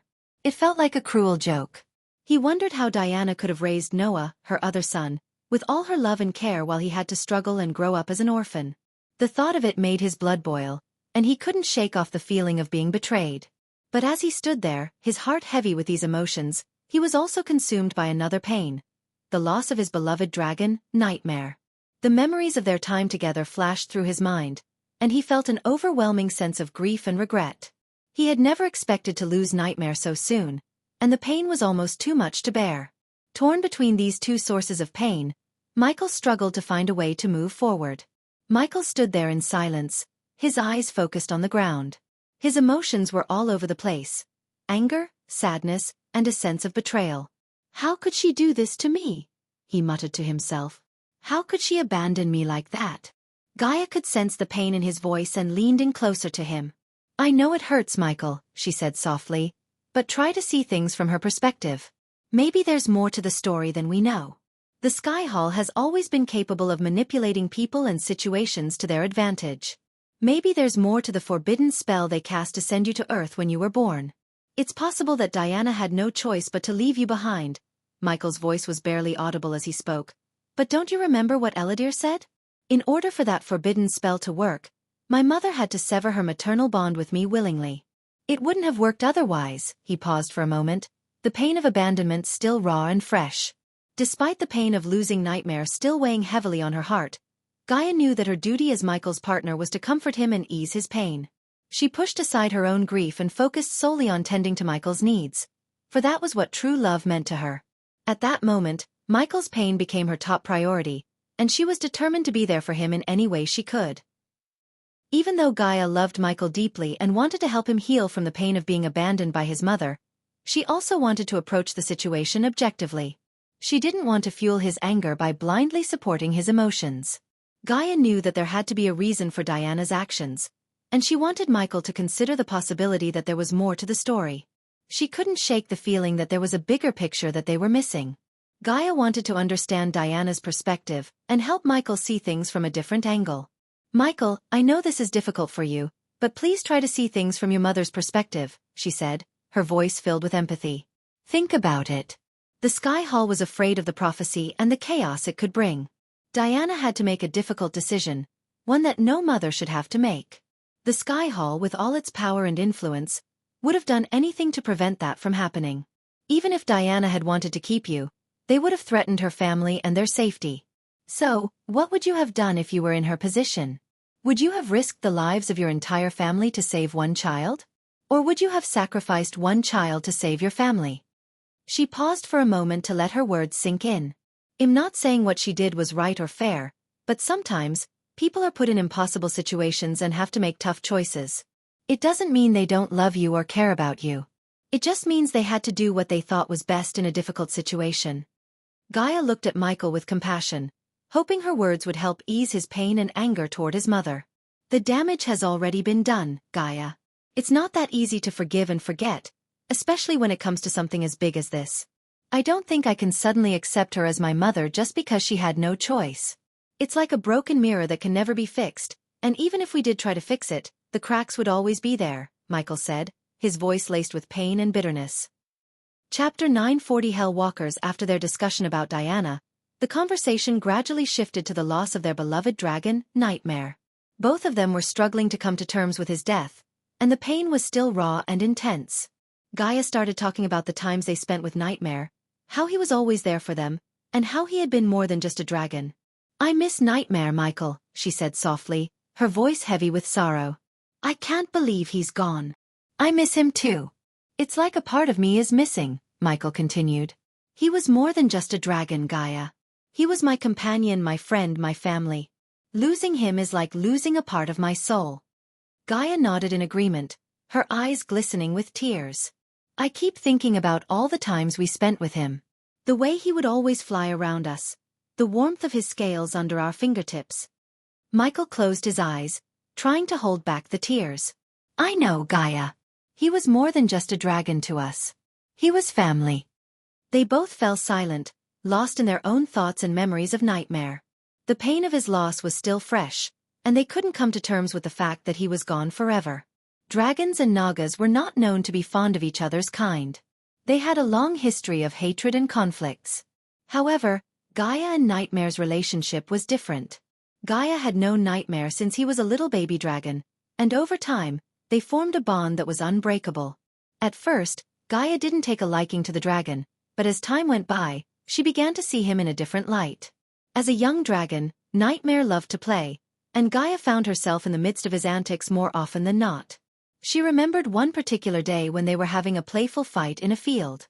She was in her Nagini form, slithering around while Nightmare was flying around her, playfully trying to catch her tail. But then, Nightmare had a mischievous idea. He flew down low, and with a swift movement, he snatched Gaia's tail in his mouth and started dragging her along the ground. Gaia let out a yelp of surprise but soon realized that Nightmare was just playing with her. Despite their species' inherent hatred towards each other, Gaia and Nightmare formed an unlikely bond. Gaia had known him since he was just a little baby dragon, and over time, they had become close. She remembered how he used to follow her around and how he would always nudge her for attention. Thinking back on that memory brought tears to Gaia's eyes. She had lost a dear friend and companion, which deeply hurt her. As they mourned the loss of their beloved dragon, a gust of cold wind swept through the desolate landscape, causing Michael to tense up. He had a feeling that they were not alone in this dark realm. His eyes narrowed in suspicion as he scanned the surroundings, looking for any signs of danger. Gaia noticed the sudden shift in Michael's expression and knew that something was amiss. She quickly reached for her bow, nocked an arrow, and aimed it at the source of the disturbance. The hairs on the back of her neck stood on end as she prepared to unleash a deadly shot. The eerie silence was broken by the sound of faint footsteps approaching them. Michael and Gaia heard a low growl from the darkness as the footsteps grew closer. They braced themselves for an attack. When Gaia turned to face the source of the gust, she heard a low growl that sent shivers down his spine. Suddenly, the ground cracked open and a hand emerged, dripping with a dark, putrid slime. The stench was unbearable, and she had to cover his nose to avoid retching. The hand gripped the edge of the crack and pulled up a figure that was beyond horrific. The figure was covered in the same dark pus that dripped from its hands, oozing out of every orifice in its body. Its eyes glowed red with a fierce intensity, and its sharp teeth were bared in a menacing snarl. Its skin was stretched taut over its skeletal frame, and it moved with a strange, unnatural grace. Michael could feel his heart racing as he took a step back, but Gaia stood her ground, her arrow pointed directly at the creature. The figure let out a chilling, otherworldly laugh that made the hair on the back of Michael's neck stand on end. "What are you?" demanded Gaia, her voice steady and unwavering. The figure merely laughed again, its voice sounding like 1,000 tortured souls screaming in unison. It took a step forward, and Michael could feel the air around them grow colder with each passing moment. This was no ordinary creature, Michael realized. It was a being of pure evil, sent to torment them in this god-forsaken realm. He tightened his grip on his sword, ready to defend himself and Gaia at any cost. The figure emerged from the ground like a grotesque nightmare, its body oozing with dark putrid pus that dripped onto the ground like acid. Its eyes blood-red and piercing, fixated on Michael with a gaze that sent chills down his spine. "Behold what you have wrought," the figure snarled, its voice a low growl oozing with malice and vengeance. "I am a vengeful hellwalker, thanks to you." The creature's voice sounded like a chorus of tormented souls, each one crying out in agony and hatred. Michael remained resolute, his face stoic despite the terror that threatened to overwhelm him. The figure's voice was a disturbing blend of mournful wailing and seething malice, sending shivers down Gaia's spine. The hellwalker's skin was pitch black, peeling off in some places, revealing the pulsating flesh underneath. Its eyes glowed with a malevolent red light, and its voice sounded like a cacophony of screeching metal and tortured souls. "Can't you see who I am in this form, ghost?" It snarled, saliva dripping from its mouth. Michael could sense the hatred and rage emanating from it but couldn't recognize the hellwalker's identity, hidden beneath its grotesque appearance. The hellwalker's body convulsed, and its limbs elongated as if trying to escape its own skin. Its eyes locked onto Michael's, and a shiver ran down his spine as he saw a glimpse of recognition in them. Could it be someone he knew before? Michael wasn't sure, but he knew one thing for certain. This hellwalker was out for revenge, and he was the target. Michael didn't fear the hellwalker as one might have, but what surprised Michael was the hellwalker's power. His power seemed to grow with time, and something told Michael the hellwalker's power depended on his hatred toward him. As Michael looked at the hellwalker, trying to figure out his identity, the hellwalker decided to reveal his identity before he died and was sent to the realm of hell. Peter Belafort. Heir of the Belafort family, he spat out. "That was before you brutally murdered me and turned me into this vengeful hellwalker." His voice grew even more hostile with each passing moment. Gaia's eyes widened in shock as the identity of the hellwalker was revealed. She couldn't believe what she was hearing. The name Peter Belafort echoed in her head, and she felt a chill run down her spine. She stood there, frozen in shock, her mind unable to process the truth that had just been revealed. "You humiliated me, stripped me of my dignity, and made me a laughingstock. You imprisoned me, and made me a subject of ridicule. But that wasn't enough for you, was it? You killed me in front of my own sister, and now I am cursed to suffer as a vengeful hellwalker." Peter's voice was filled with pain, anger, and hatred. He was no longer the person he used to be. He had been transformed into a monstrous abomination fueled by his thirst for revenge against Michael. No trace of humanity was left in him, only a seething rage that threatened to consume him completely. Peter's voice suddenly turned into a peal of maniacal laughter that echoed across the mountain.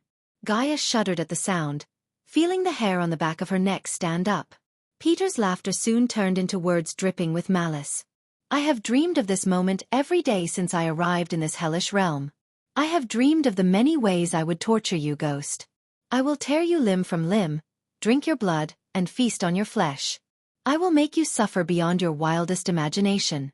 And when I am done, I will repeat everything again." Peter's voice was filled with blood-curdling rage. As he spoke, He described in vivid gory detail how he would torture Michael, making Gaia's stomach churn with disgust and fear. With an unwavering gaze, Michael delivered a cold and unyielding message to the vengeful Hell Walker before him. You made the grave mistake of crossing me in life, and now you're paying the price in death. Let this be a lesson to anyone who dares to challenge me. Despite the shock of learning the Hell Walker's true identity as Peter Belafort, Michael showed no fear or hesitation. The loss of his beloved dragon Nightmare and the betrayal of his mother had already filled him with a wave of unbridled anger, making Peter's threat seem like nothing more than a mere annoyance to Michael. Michael's voice dripped with coldness as he addressed Peter. You are not the only one who transformed into something else, Peter. A dark shroud began to envelop Michael, emanating a sense of foreboding that made the very air around them grow heavy. The glow of his eyes changed to an ominous mix of red and black, and as his power surged, the area around them began to darken. The ground shook, and a gust of wind started to pick up, hinting at the immense power Michael held within him. It was a glimpse of the Dark Lord's power, which was more than enough to unnerve Peter. With a fierce determination in his eyes, Michael unsheathed his dark sword from his back, the blade glinting in the dim light of the underworld. In one swift motion, he dashed at Peter, his sword slicing through the air with deadly precision. Peter tried to dodge, but he was too slow. The sword sliced through him, cutting him in half.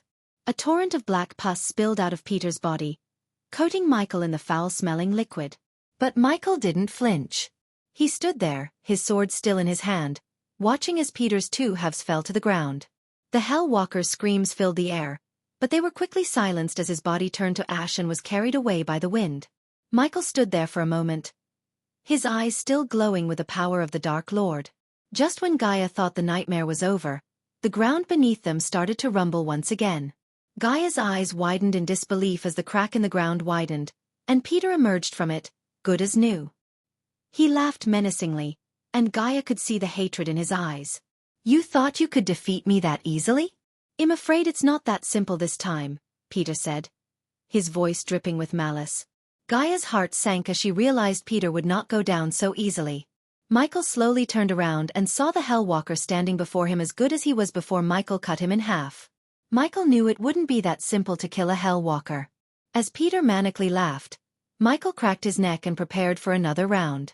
Michael slowly turned around and saw the Hell Walker standing before him, completely unscathed despite being cut in half moments before.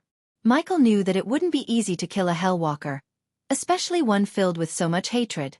As Peter's maniacal laughter filled the air, Michael remained unfazed and calmly cracked his neck, signaling his readiness for another round.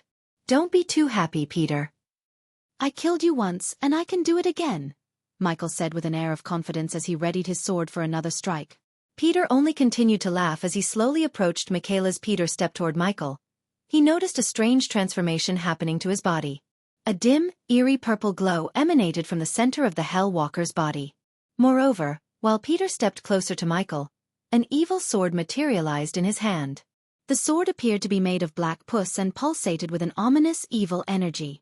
The sword seemed to draw power from the death aura surrounding them, as though it were fueled by the very essence of the realm they were in. Peter swung his black sword toward Michael with immense force, vowing to make him suffer before he moved on to Gaia. But Michael, with his fast reflexes, evaded each swing effortlessly. As the two fought, Peter began to taunt Michael with threats to harm Gaia once he was done with him. I'll make sure she suffers for every wound you've inflicted upon me, Peter growled, his eyes burning with malice. I'll make her scream and beg for mercy. Michael remained calm and focused during the fight, but when he heard Peter threaten Gaia, an uncontrollable rage filled him. His power exploded through the roof as he stopped evading Peter's sword swings and grabbed him by his hands, crushing them with his inhuman strength. The evil sword fell to the ground as Peter screamed in agony. Without mercy, Michael grabbed Peter's head and squeezed it with brute force, causing it to explode into a shower of bloody black mist. The mist fell to the ground, staining the ground with the corrupted remnants of the vengeful Hell Walker. Unfortunately, Peter's body began to reform, and in moments he was once again standing before Michael. His body was once again covered in dark pus, but he looked stronger than ever. Michael could see the eerie purple glow in the center of Peter's body had grown brighter. Is that all you got? Peter snarled at Michael, his voice filled with malice. Chapter 941 Castle of Hellas. Michael clashed with Peter in the realm of hell, He couldn't help but notice the difference in how energy and cultivation worked in this place. His power was different here. He felt stronger but wasn't at his full half-celestial power level. The darkness that surrounded them was the source of his strength. As the god of darkness and a newly minted half-celestial, his body was now able to harness the darkness around him and turn it into his own power. In this realm, there was little to no celestial or arch-energy, which meant that the Hell-Walkers' power was solely dependent on their hatred and the depth of their torment in the pits of hell. The more hatred they held, the more powerful they became. Peter's hatred toward Michael knew no bounds, and his power was almost on par with Michael's in the realm of hell. If Peter were to fight Michael in his own world, Michael could have easily disposed of him with a snap of his fingers. Michael and Peter continued their brutal fight, with Michael always having the upper hand. He used his dark sword to slice off Peter's limbs, but they quickly grew back, thanks to his powers as a Hell Walker. Michael could feel the hatred emanating from Peter as he swung his sword wildly, trying to land a hit on Michael. As they clashed swords, the ground beneath them shook violently, and chunks of earth and rocks flew into the air. Michael's eyes glowed with a mix of red and black as he unleashed a dark aura that surrounded him, making him even more powerful. Meanwhile, Peter's sword glowed with a sickly black light, and he howled with rage as he swung it with even more ferocity. Blood and black pus flew everywhere as Michael sliced through Peter's body, but it only seemed to make him stronger. Their fight was bloody and gory. Black pus spattered everywhere as Michael continued to slice through Peter's body. Peter's sword cut deep into Michael's skin, but Michael showed no signs of pain as he continued to fight with his dark powers. The ground shook with every blow, and Michael's dark aura grew stronger with each attack. He knew that he needed to end this fight quickly, or else Peter would become too powerful to defeat. Peter laughed maniacally, as Michael cut off another limb. "You can't kill what's already dead, Ghost. I am already damned to hell, but you will join me soon enough," Peter said, grinning from ear to ear. Michael simply smirked in response. "Is that all you have, Peter? You're not even a challenge to me anymore. You're just a pathetic creature, controlled by your own hatred." But Peter's laughter only grew louder. "Controlled by hatred? I am the hatred ghost. I am the fury of all those who were wronged and betrayed. And you will pay for what you did to me." The fight continued, with Michael slowly gaining the upper hand once again. But every time he managed to cut off a limb, it quickly grew back, and Peter's laughter only grew more maniacal. "You can't win, Ghost. I am invincible," Peter taunted. "I will torment you for all eternity." Michael's mind was in overdrive as he tried to figure out what it all meant. He knew that the elven rune was powerful, but he had never seen anything like the hell flames before. As he looked at the eerie purple glow emanating from Peter's body, Michael could feel the darkness within him stirring. It was as if the flames and the glow were calling to him, beckoning him to unleash their power. Michael knew that this was his chance to end the fight once and for all. Time to end this. With a newfound determination, Michael leaped backward, creating some distance between him and Peter, and sheathed his sword back into the sheath on his back. As he slowly raised his hand, the dark flames emerged from his palm and danced around his wrist. Gaia felt the intense heat radiating from the dark flames and the pure pitch blackness of the flames. The air around them grew thick and heavy as the flames consumed the darkness, casting an eerie glow that illuminated the entire battlefield. As Michael conjured the dark flames, an intense heat radiated from his palm, causing Gaia to shield her face. The flames danced around his wrist, emitting a pure pitch blackness that seemed to swallow everything in its path. But as the dark flames grew stronger, the eerie purple glow within Peter intensified, pulsating like a beacon of malevolence. A low hissing sound filled the air, making Michael realize that the dark flames and the hell flames had some kind of history that he didn't know about. The dark flames began to move with a life of their own, as if they wanted to break free from Michael's grip and devour the purple glow. The hatred between the two forces grew stronger, and Michael knew that the battle was about to reach its climax. In this realm, where hatred fueled power, the dark flames and hell flames were like two volatile substances that when mixed, threatened to explode with immense power. As the dark flames danced around Michael's wrist and the eerie purple glow in Peter's body grew brighter, both Michael and Peter felt a surge of power coursing through them, making them even stronger than before. The hatred between the flames was palpable, like two caged beasts waiting for a chance to tear each other apart. As the dark flame swirled around his wrist, Michael dashed towards Peter with lightning-fast speed, leaving a trail of afterimages in his wake. Gaia was awestruck as she could barely make out Michael's figure, which moved so fast that it seemed like a blur. Peter, on the other hand, swung his sword violently and erratically, driven only by his boundless hatred. Michael easily evaded all of Peter's attacks, but he could sense that something else was controlling Peter. Perhaps the hell flames that animated him. Michael realized that Peter had already lost his sanity when he became a Hellwalker, but now he had completely transformed into an abomination of hell. With the fight taking a toll on both of them, Michael knew it was time to end it. He gathered all his strength and punched Peter in the gut with such force that his hand penetrated through his back. Peter stumbled backward, but Michael wasn't done yet. He conjured the dark flames, ready to face the hell flames that he knew would emerge from Peter. Just as expected, the purple eerie glow crawled out of Peter's body and took the form of flames. Michael braced himself as he heard a chilling voice emanating from the hell flames. "Welcome to my second home." Although he rarely felt fear, the voice sent shivers down his spine. "The dark flames, I sense your hatred. This is the dominion of the damned, and we rule here. We have long awaited this moment, the moment we can make you suffer and consume your flames," spoke the hell flames cryptically, its twisted glee sending shivers down Michael's spine. The intense and consuming hatred from the hell flames was palpable as they spoke, a hatred that had been festering for centuries. "Your hatred fuels me, just as mine fuels you. It's an endless cycle of agony and despair, a dance between predator and prey. But remember, as much as I need your hatred, I also need you to suffer. And I promise, I will make you suffer like you never have before," said the voice with a twisted satisfaction that sent shivers down the listener's spine. "I have lost count of how many have threatened to end me, yet here I am," Michael sneered, his voice filled with defiance. The hell flames responded with a malicious laugh, and Michael watched as they took control of Peter's body. Suddenly, Peter's eyes began to glow with a purple flame that radiated an eerie light. Michael, in turn, willed the darkness around him and shrouded himself in a cloud of inky blackness. His eyes flickered between a menacing red and black, while the dark flames danced and flickered around his body, fully enveloping him. As the two opposing forces faced off against each other, the tension in the air grew thicker, almost palpable. The hatred that had been festering between them was now fully unleashed, and it was clear that only one of them would emerge victorious. When the two clashed, the sound of metal against metal rang out as they exchanged sword strikes. Michael's movements were precise and calculated, while Peter's were wild and fueled by hatred. Michael easily evaded all of Peter's sword strikes, leaving him open for Michael's attacks. Every time Michael landed a hit, Peter's black pus oozed out from the wound and healed almost instantly. Despite Peter's quick regeneration, Michael remained undeterred. He continued to fight with ferocity, knowing that his own power was also growing stronger with every passing moment.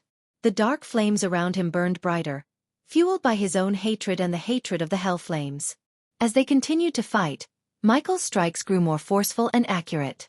Peter's attacks became increasingly wild, as though he was desperate to land a hit. Michael saw his opening and seized it, delivering a powerful strike that sliced through Peter's chest. Black pus gushed out from the wound as Peter stumbled backward, but Michael wasn't finished yet. With a swift and calculated motion, Michael spun around and delivered a powerful kick that sent Peter flying across the battlefield. The impact was so intense that Peter crashed into the ground, leaving a deep impression on the soil. Michael was in full control of his powers, and the darkness that enveloped him only added to his strength. As he raised his hand, the darkness around him grew thicker and swirled with an eerie energy. With a flick of his wrist, Michael summoned the remaining fragments of Peter's body to float towards him through the darkness. Peter squirmed and tried to claw his way out of Michael's grasp, but it was too late. Michael had already summoned the dark flames and willed them to envelop Peter's body completely. Peter screamed in agony, but his screams were laced with maniacal laughter that echoed through the battlefield. Michael watched in satisfaction as the dark flames consumed the Hell Walker, burning him to nothingness. However, Michael knew that it wouldn't be that simple to end the existence of a primordial flame like the Hell Flames. Just as Michael expected, the eerie purple flames that embodied the power of hell reappeared in the air above them, mocking him with its cryptic laughter. Michael could feel the malice emanating from the flames as it spoke, taunting him with its promise of destruction and suffering. "You thought you could destroy me so easily, Michael? This is just the beginning.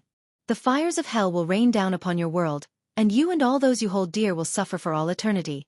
The hell flames cackle maniacally, its words echoing in Michael's mind like a haunting melody. Michael knew that this was far from over, that the hell flames would continue to seek revenge against him and all that he held dear. But he was not afraid, for he was the god of darkness. He took a deep breath and raised his hand, conjuring a dense cloud of darkness around him. The darkness swirled and coiled around him like a living thing, ready to strike at any moment. As suddenly as they had appeared, the hell flames disappeared from the sky. Michael was left standing in the darkness, his heart racing with anticipation. He knew that the threat of the hell flames was far from over, and that he would need to be vigilant if he was to protect the people he cared about.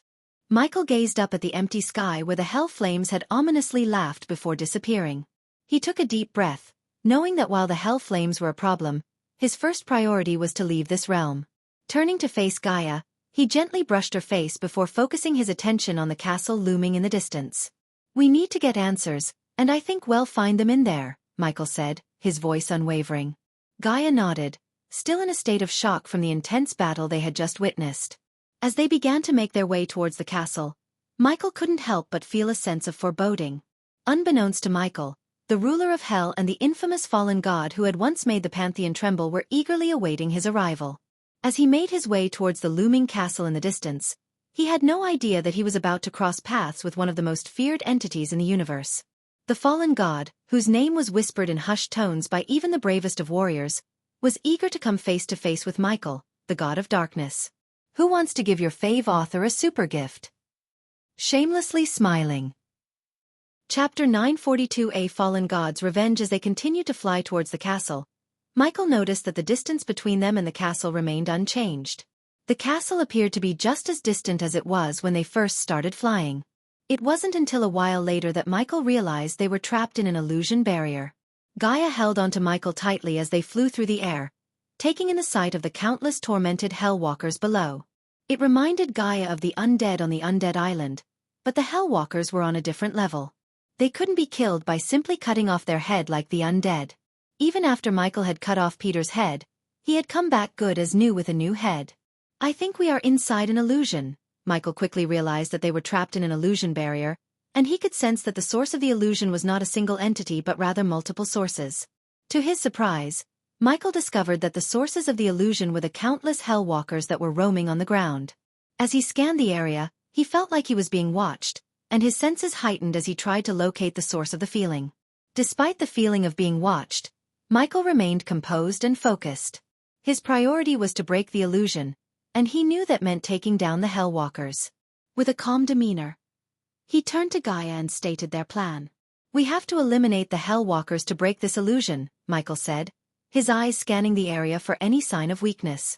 Gaia nodded, hoping that they could break free of the illusion as soon as possible.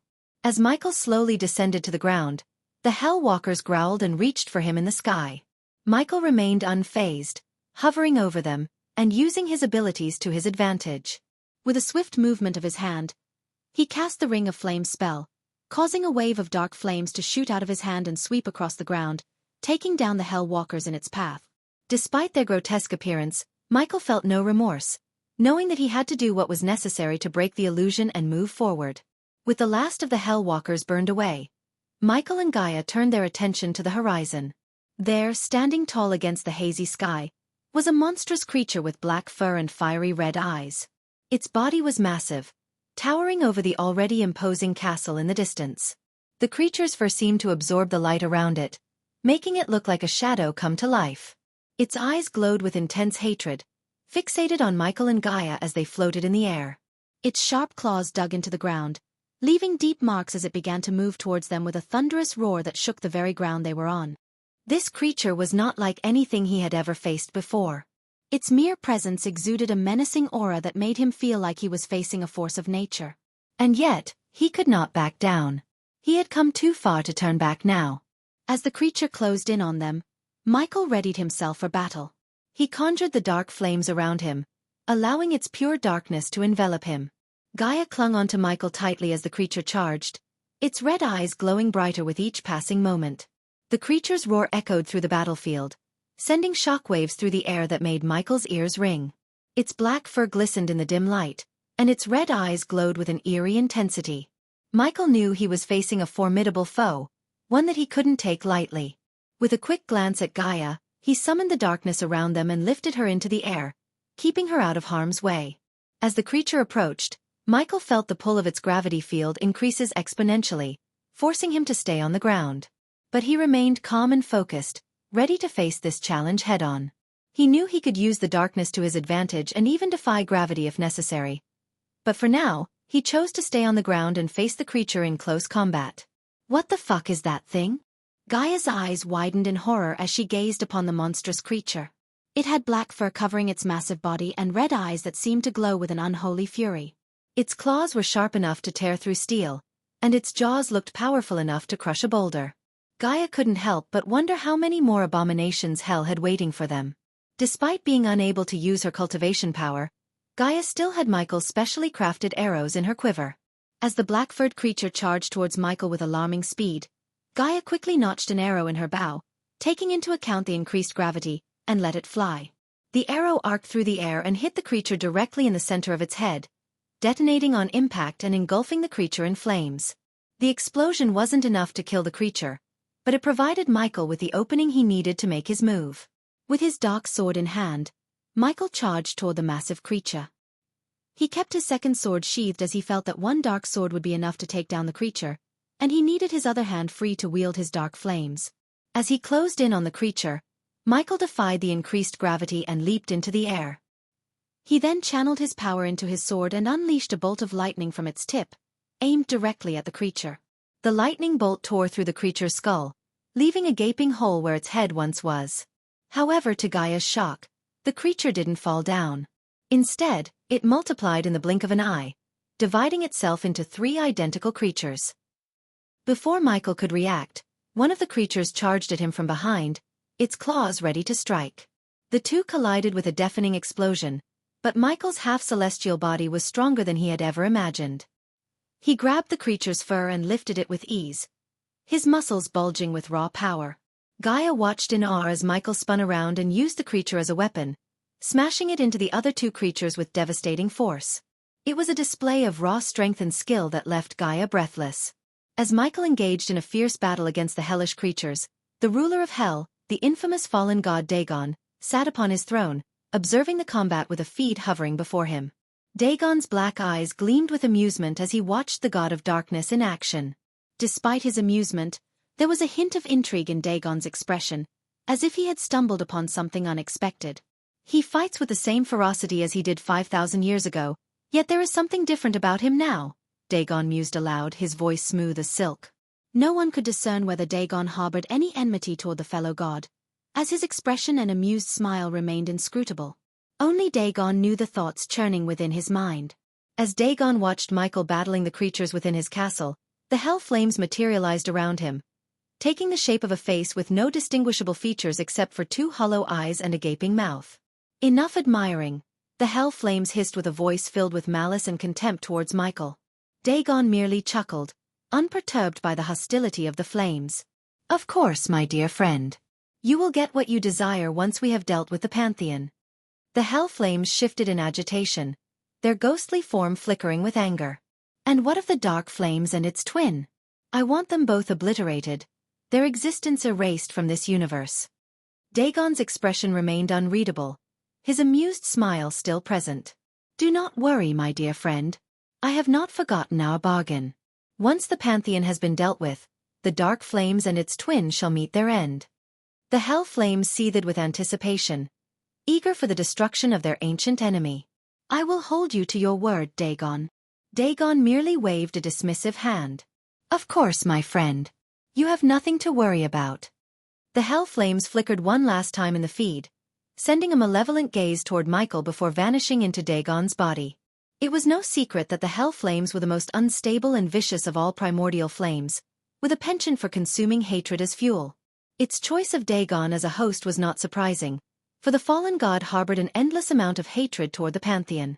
Together, they made a formidable pair with their own twisted agendas, united in their desire to bring destruction to everything the Pantheon had created. As Dagon pondered his plans, a towering orc, one of his generals, materialized before him. The orc knelt before Dagon, showing his utmost respect to the ruler of hell. The orc's massive frame was covered in thick, dark fur, and his skin was an ashen gray. He had a brutish face, with a prominent jawline and a flat, wide nose. His yellow eyes glimmered with fierce intelligence, and his mouth was filled with razor-sharp teeth. The orc's massive shoulders were adorned with spiked pauldrons, and his chest was covered in a thick plate of blackened steel. His arms were thick and muscular, and his hands were large and calloused from years of wielding weapons in battle. He wore gauntlets made from the bones of fallen enemies, and his fingers were adorned with rings made from precious metals and gems. At his waist, he carried a massive curved blade, its edge glinting in the dim light of the throne room. The hilt of the sword was wrapped in black leather, and its pommel was adorned with a blood-red gemstone. The orc's legs were thick and powerful, covered in fur-lined boots that reached up to his knees. The orc's presence alone exuded power and strength, and his loyalty to Dagon was unwavering. He awaited his ruler's command with a bowed head, ready to carry out his orders no matter the cost. Dagon's eyes gleamed with anticipation as he spoke to his loyal general, the towering orc who knelt before him. "Ah, Grimga. You have arrived just in time. Prepare the Ascension Tower. We will be breaking through the barrier to our home in a matter of hours." Grimgar had faithfully served Dagon for countless years, but he had never expected to hear those words from his lord's mouth. When Dagon spoke of breaking through the barrier to their home, Grimgar's eyes widened in disbelief. Could it really be true? After all these years, was their exile finally coming to an end?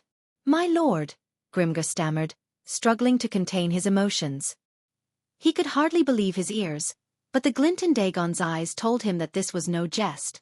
His heart raced with excitement and anticipation, but a small part of him held back in fear. After all, they had been exiled to this place for a reason. Dagon seemed to read the orc's thoughts and reassured him with a sly smile. "You heard me right, Grimgar. We are going home," he said, his voice filled with excitement and a hint of madness. Grimgar couldn't help but feel a surge of hope and gratitude for his lord's words. He knew that Dagon was a formidable force, feared by many, and that following him was the only chance they had to reclaim their home. As Dagon's maniacal laughter echoed through the castle, Grimgar stood up with a newfound sense of purpose. He would do whatever it took to help Dagon achieve their shared goal. And with the Ascension Tower already prepared, it seemed that their journey home was closer than ever before. But when Grimgor was about to make his way out of the throne hall, he noticed a glimpse of the god of darkness in the feed, causing all his excitement and joy to vanish instantly. His expression transformed from joy to shock and then to sheer terror. Even a brute like Grimgor couldn't hide the fear in his eyes at the sight of the god of darkness. Memories of what happened 5,000 years ago and the destruction brought down by the god of darkness flooded Grimgor's mind, making him tremble in fear. He knew firsthand the devastation that the god of darkness was capable of, and the mere thought of facing him once again was enough to make Grimgor's blood run cold. Dagon noticed the fear in Grimgor's eyes but showed no sign of concern. Instead, he casually waved his hand, dismissing Grimgor's worry. "Don't fret, Grimgor. Everything is going according to plan, and we won't have to think about him for a long time," Dagon said, a devilish grin spreading across his face. Grimgor tried to hide his fear and nodded, though his expression was still uneasy. He knew better than to doubt his lord's plans, but the memory of the god of darkness and his destructive power still haunted him. Chapter 943 Unleashing the Power. Michael continued to fight the three creatures with fierce determination. He swung his dark sword with precision, slicing through their thick hides and dealing massive damage.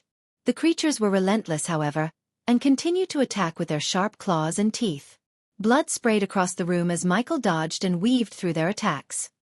His black skin was stained with the creature's blood, but he showed no signs of slowing down. With each strike of his sword, he channeled the darkness within him, unleashing waves of dark energy that sent the creatures reeling. One of the creatures managed to sink its teeth into Michael's shoulder, causing him to grunt in pain. He retaliated by plunging his sword into the creature's neck, causing it to roar in agony. As it fell to the ground, Michael ripped the sword out and turned to face the other two creatures.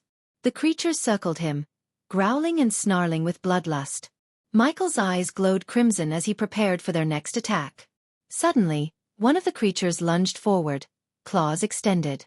Michael sidestepped the attack and countered with a swift kick to the creature's stomach, sending it flying across the room. The third creature charged forward, its massive horns aimed straight for Michael's chest. Michael ducked and rolled under the attack, coming up behind the creature. With one swift motion, he sliced off one of its legs, causing it to stumble and fall to the ground. The creatures continued to attack, their wounds oozing blood onto the stone floor. Michael was bleeding from several cuts and gashes, but he refused to back down. He knew that he had to keep fighting until the creatures were defeated. With a fierce roar, Michael charged forward, ready to deliver the final blow. The creatures braced themselves for impact, but Michael surprised them by unleashing a massive blast of dark energy. The energy engulfed the creatures, causing them to scream in agony as they were consumed by the darkness. As Michael fought the three creatures with his dark sword, Gaia provided air support with her bow and arrows. She flew above the battlefield and scanned the area for any threats. With each pass, she fired a special arrow at the creatures, hitting them with deadly precision. The first arrow she fired was an explosive arrow, which detonated on impact and sent the creatures flying. The second arrow she fired was a freeze arrow, which enveloped the creatures in ice and slowed their movements. The third arrow she fired was a poison arrow, which injected a deadly toxin into the creatures' bloodstream and weakened them.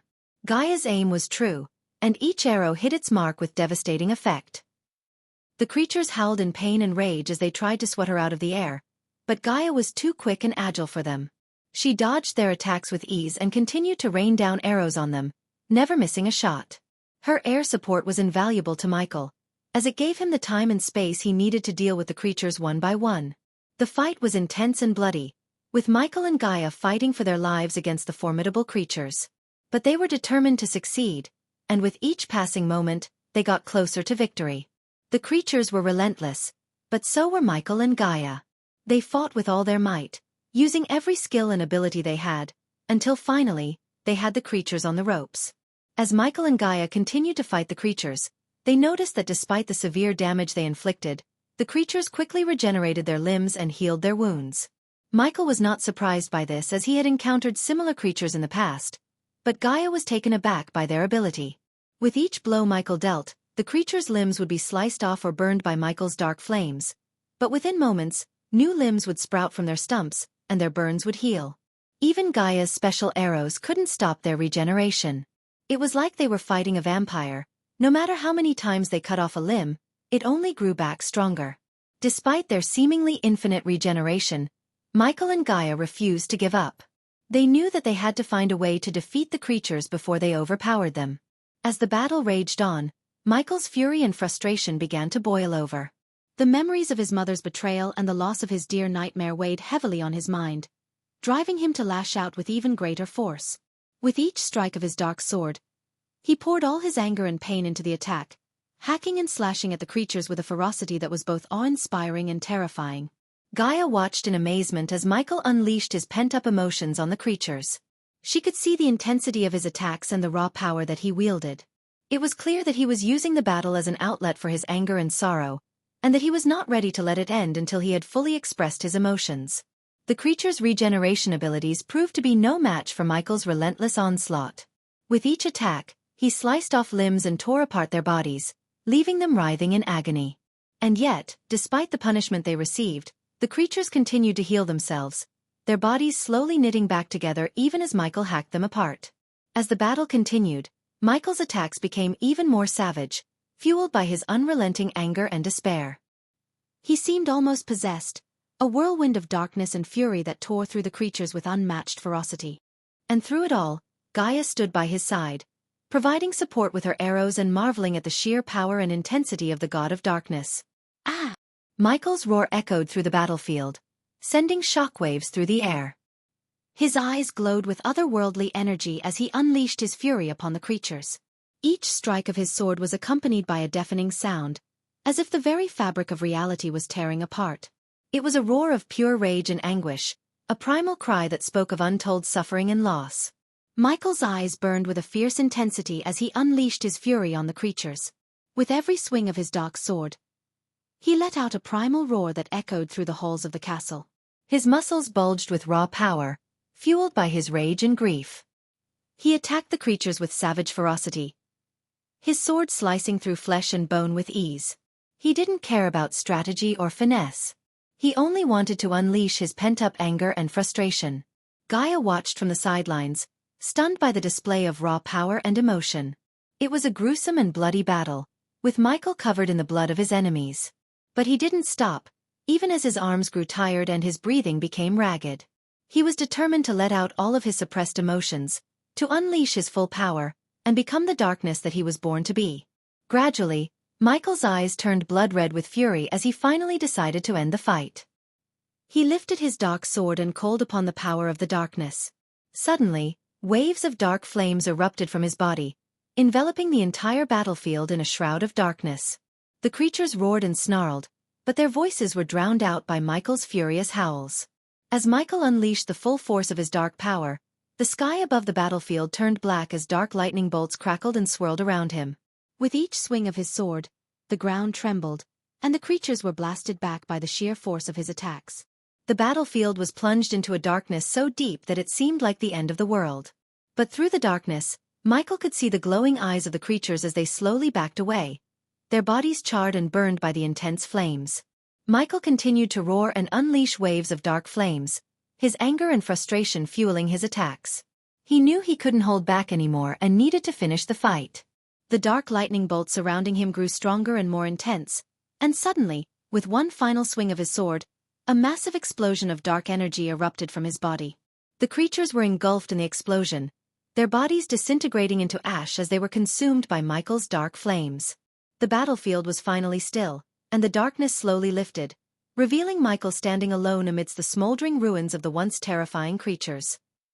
As Gaia watched Michael unleash his power, she couldn't help but feel a sense of awe mixed with fear. She had seen Michael use his dark flames and lightning bolts before, but this time it was different. It felt like Michael had truly embraced the darkness within him, letting it consume him and fuel his power. The waves of dark flames that Michael unleashed were unlike anything she had ever seen before. They were so dark and powerful that they seemed to suck the light out of everything around them. The bolts of dark lightning that crackled around him added to the ominous atmosphere, making the battlefield feel like a place of pure darkness and malevolence. Despite her fear, Gaia couldn't help but feel a sense of pride and admiration for Michael. She knew that he was fighting with all his might, not just to defeat the creatures but also to vent his suppressed emotions. The sight of Michael unleashing his full power was both beautiful and terrifying, and it left Gaia feeling a mix of emotions that she couldn't quite put into words. When the three creatures were put out of existence, Michael stood up with a fierce expression on his face. Suddenly, the ground started to crack and break apart as hundreds of Hellwalkers emerged from the depths of hell. They were all different shapes and sizes, but each one was just as terrifying as the last. Gaia's eyes widened in shock and horror as she saw the massive horde of Hellwalkers. She knew they were in for a tough battle. Each Hellwalker was easily powerful enough to kill a fusion-stage cultivator with ease. Their blackened skin was tough as steel, and their glowing red eyes were filled with an insatiable hunger for blood. The horde of Hellwalkers was massive, stretching as far as the eye could see. Their growls were deep and guttural, reverberating through the ground like an earthquake.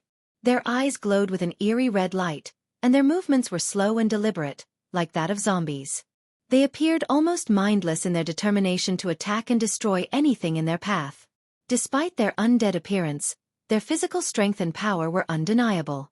Each one of them was strong enough to take on a fusion-stage cultivator with ease, and their numbers were overwhelming. As they emerged from the cracks in the ground, the battlefield was plunged into darkness, and the air was thick with the stench of death and decay. Michael stood calm and collected, unfazed by the horde of Hellwalkers emerging from the ground. His eyes remained fixed on the approaching army, and he raised his hand towards the sky with a serene sense of purpose. The winds around him began to pick up, the air crackling with energy as he prepared to unleash his power. Despite the overwhelming numbers of the Hellwalkers, Michael remained stoic, his gaze unflinching as he called forth the darkness. As Michael raised his hand, the sky seemed to ripple and warp as if it were a mere veil waiting to be pulled back. Suddenly, 3 massive meteors, each one ablaze with a crimson-red flame, appeared in the sky above. They hung there for a moment, suspended in time, before hurtling down toward the horde of Hellwalkers below. The ground shook as the meteors struck the earth, creating massive craters that swallowed up the Hellwalkers. The force of the impact sent shockwaves rippling through the air, shattering nearby structures and kicking up clouds of dust and debris. The sound was deafening, a roar that drowned out all other noise. After discovering the truth about his family, Michael's emotions had been a maelstrom of anger, betrayal, and grief. However, he had used this storm of emotions to fuel his power, and he had truly embraced the darkness within him. This allowed his power to grow beyond any limits he had previously known. With each passing moment, Michael felt his power surge through him like an unstoppable force. The darkness within him had become a part of him, and he had learned to wield it like a weapon. As the smoke cleared, Michael descended from the sky and surveyed the destruction he had wrought. The horde of Hell Walkers lay decimated, reduced to nothing but ash and rubble. The air was thick with the smell of burnt flesh and sulfur, and the ground was scorched black from the heat of the impact. Gaia stared in awe at the sight before her, barely able to comprehend the sheer power that Michael had just unleashed. For a moment, she felt a flicker of fear, wondering if Michael's power was too great for him to control. But then she saw the determination in his eyes, the way his jaw was set, and she knew that he was in control. He had unleashed his true power and brought destruction to their enemies, and there was no stopping him now. When the dust settled from the impact of the meteors, the battlefield was unrecognizable. The ground was scorched and cracked, and the air was thick with smoke and the stench of burnt flesh. The bodies of the Hell Walkers were charred and twisted, their once formidable figures reduced to nothing but ash and bone. In the midst of this destruction stood Michael, the god of darkness. His body was wreathed in black flames, and his eyes glowed with an unearthly light. The power he had unleashed upon the battlefield was beyond comprehension, and it was clear that he had truly embraced the darkness within him. Chapter 944 Headmaster of Mazeroth. The following chapter took place before Michael learned about Nightmare's death and appeared at Nagaland. As Michael emerged from the sea realm with Harry in tow, he felt a sense of relief wash over him. He knew that Layla, Harry's mother, would be anxiously awaiting their arrival on the floating mountain. However, Michael was also aware that he had the grim task of informing Layla that her own sister, Edith, had been the one responsible for Harry's abduction. He had no regrets about taking Edith's life. In fact, he only wished he had done so earlier. Michael knew that Layla had loved Edith deeply, even if she had not always shown it, and he was prepared for the potential backlash from both Layla and Harry. Nevertheless, Michael had acted in accordance with what he believed was right and just, and that was all that mattered to him. Michael flew through the starry night sky, holding Harry tightly in his arms, feeling the weight of the child's peaceful slumber against his chest. Michael couldn't help but marvel at how much Harry had grown since he last saw him through the surveillance mirror. The once helpless baby was now a toddler with a full head of messy hair and a chubby yet remarkably resilient body. Michael couldn't help but feel a sense of protectiveness towards the child and a desire to ensure that he could grow up in a world free of violence and chaos. He down at Harry and couldn't help but feel a tinge of guilt. He knew that his actions had caused pain and suffering for those he cared about, including Layla and the innocent child in his arms. But as Michael felt Harry's soft skin and heard his gentle breathing, he also knew that he had made the right choice in killing Edith. No one should have the power to use innocent lives as pawns in a game of power, and Michael was willing to bear the burden of that responsibility. While he soared above the tranquil ocean, Michael wondered what kind of future awaited Harry. Would he grow up to be a hero like his mother, or would he be forever haunted by the darkness that surrounded him? Regardless, Michael was determined to do everything in his power to ensure that Harry had a chance to live a long and fulfilling life. The fate of the world may hang in the balance, but for now, all that mattered was the peaceful slumber of a child in his arms. Michael's thoughts drifted to Harry's future, and it weighed heavily on his mind, causing a dull ache to throb in his temples. Before he had left for the sea realm, Michael had offered to take Layla and Harry with him to the floating mountain, where they would be safe from the dangers of the outside world. But Layla had rejected the offer, adamantly refusing to expose her son to Michael's dark army or to be involved in his war against the world. Michael couldn't blame her for her decision, but he couldn't shake off the feeling that Harry's future was uncertain and that the boy deserved a chance at a peaceful life. Despite Michael's offer to protect Layla and Harry from the dangers of his dark army, Layla had made it clear that she wanted nothing to do with him or his war. Michael couldn't shake off the worry for Harry's future and the nagging feeling that Layla had a plan in place. He tried suggesting sending them to a separate pocket dimension, but Layla refused. As Michael was deep in thought about their safety, a strong gust of wind brushed past him, causing him to stop in his tracks. A feeling of unease crept up on Michael as he sensed a powerful figure suddenly appears behind him. When Michael turned around, he was met with the sight of a towering figure hovering in the air before him. The man appeared to be the embodiment of peace and wisdom, radiating a calming aura that put Michael at ease. He had long flowing white hair and a matching beard that fluttered gently in the wind while his eyes twinkled with a sense of knowing. He wore long flowing purple robes that seemed to billow around him as he moved, and half-moon-shaped glasses perched on the bridge of his nose, giving him an air of intellect and sophistication. "Who you might be?" Michael asked with an air of calmness. The old man took a moment to respond, his gaze slowly scanning over Michael from head to toe. The man exuded an aura of peaceful wisdom, as if he held knowledge of all things in the world. Michael attempted to sense the old man's power, but to his surprise, he found himself unable to do so. It was as if a powerful magic had been placed around the old man to prevent Michael from gauging his strength. The old man's voice was deep and resonant, filled with a sense of wisdom and authority that commanded Michael's attention. The man's eyes sparkled with intelligence behind his half-moon glasses, making it clear that he was not a person to be underestimated. "Such a loss that you chose not to return to Amazaroth, ghost," the old man repeated, his voice tinged with a hint of regret. "Professor Lane speaks of you often, and that is saying something, considering his usual reluctance to discuss former students." The old man's smile was warm, but there was a hint of something else in his expression that Michael couldn't quite identify. Michael fixed his gaze on the old man before him, his eyes scrutinizing him as he asked, "You didn't answer my question." His tone was calm, but there was an underlying hint of curiosity and suspicion as he tried to discern the identity of the stranger who had appeared before him. "The headmaster of Mazeroth, Wulfric Wells III, replied the old man in a calm and collected voice. As Wulfric revealed his identity, Michael's eyes widened in shock and disbelief. The headmaster of Mazeroth, one of the most renowned academies of magic, was standing before him. Michael had heard about Wulfric's reputation as an accomplished wizard, but he never expected to meet him in person. Despite his surprise, Michael couldn't help but wonder why Wulfric had come all the way to him. It was clear that the headmaster was not here to fight, but there had to be a reason for his unexpected appearance. Michael's mind raced as he tried to come up with possible explanations for the headmaster's visit. While Michael was trying to decipher why the headmaster of Mazeroth had appeared before him, he suddenly sensed a new presence.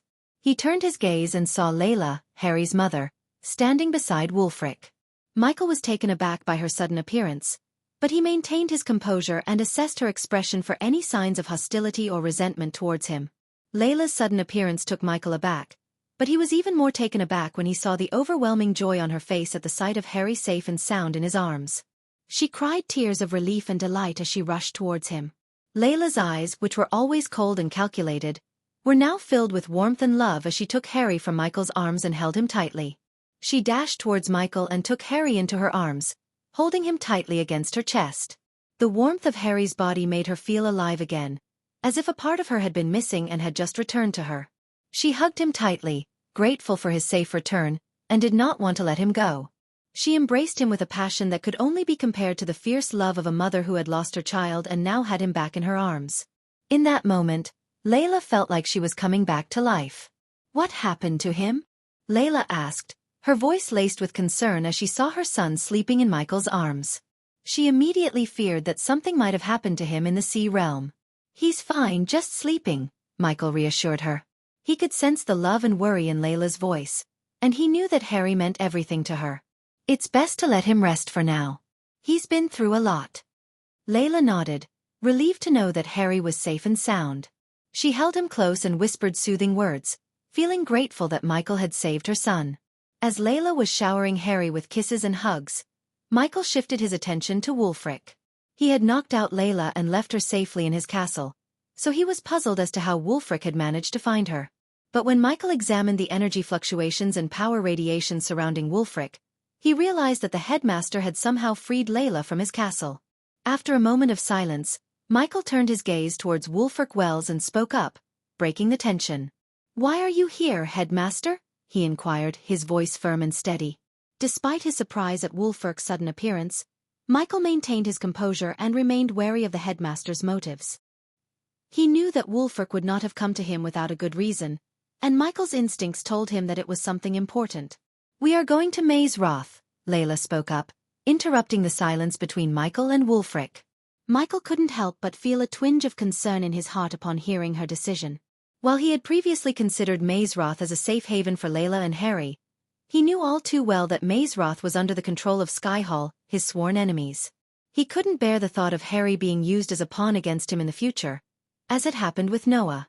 However, as Michael looked into Layla's eyes, he saw a steely determination that he knew he would not be able to sway. Despite his reservations about Mazeroth, He could see that Layla had made up her mind and would not be dissuaded easily. It was clear to Michael that Layla was fiercely protective of her son and was willing to do whatever it took to keep him safe, even if it meant going against Michael's wishes. He knew it would be a difficult battle to try and convince her otherwise. Wulfric could see the worry in Michael's eyes, and he spoke in a calm and reassuring tone. "You can trust me, Michael. Maesroth is not under Skyhall's control," Wulfric said, sensing Michael's concerns about Harry's safety. Michael still had doubts about sending Harry to Maesroth. He knew Skyhall had a firm grip on many realms, including Maesroth, and he feared that they might use Harry as a weapon against him in the future. "Who says they don't control it, Headmaster? They control almost everything, and imagine what they would do to him once they learn he's my blood," Michael countered, expressing his concerns to Wulfric. "I made my decision, Ghost. We are going to Maesroth, where my son will receive the education and safety he deserves." Layla interrupted Michael before he could say a word. Michael was about to argue, but Layla's eyes were determined and unwavering. "You didn't listen to me when you rushed into absorbing the first energy. You didn't listen to me when I asked you to keep an eye on Harry. Your decisions have put either you or those around you in danger every time. And now, you are willing to risk his life. Michael tried to reason with her, but Layla cut him off once again. "Stop." Layla's voice was firm yet gentle. "I made my decision, Ghost. You were the one who cut all ties with us. I asked you to leave everything behind and come with us, but you refused. You didn't want any part in our lives. I am sorry we dragged you into this, but it won't happen again once we reach Maesroth. I trust Headmaster Wells, and this is my final decision," Layla said, her tone leaving no room for argument. Michael tried to reason with Layla, arguing that Maesroth was not as safe as she thought and that Harry's safety could not be guaranteed. He reminded her of the dangers they faced in the past and the fact that their enemies would stop at nothing to get to him. But Layla remained steadfast in her decision, and her trust in Wulfric was unshakable. Michael's frustration grew as he realized he could not change her mind, and he knew that arguing further would only cause more tension between them. Eventually, Michael relented, knowing that Layla's decision was final. He silently hoped that he would not regret letting Harry go to Maesroth, and that he would find a way to keep him safe from afar. Layla let out a deep sigh, her voice laced with regret and sadness as she spoke. "It seems like the darkness has truly changed you, Ghost. Even now, you are reluctant to let us go to Maesroth as if you value your own safety above our lives." Michael could feel her words piercing through him, but he could not deny that there was a grain of truth to them. Michael knew there was no point in arguing with Layla, so he approached Harry and gently placed his hand on the sleeping child. He bent over and placed a soft kiss on Harry's forehead, whispering, "Goodbye, Harry. I wish things were really different." He had hoped that his reluctance to let Harry go to Maesroth would have made Layla reconsider her decision, but it seemed that she had made up her mind. Despite the weight of the truth about Edith's death, Michael remained silent as he bid farewell to Harry and Layla. He knew that revealing the truth would only cause more pain and heartache. Besides, Layla didn't ask any questions about Harry's abduction, showing that all she cared about was her son's safe return. "I will hold you accountable, Headmaster. If the Skyhall dares to play any games with them, I will show you why they call me the Dark Lord," Michael said with a deep, commanding voice. The sky darkened as his words echoed across the ocean, and bolts of lightning illuminated his face, highlighting the power emanating from him. The full moon blackened as if in deference to his might, and the wind picked up, blowing fiercely around him. You're tuning in to the Wisdom Diary YouTube channel. Don't forget to subscribe and join us on this journey to catch the most captivating stories.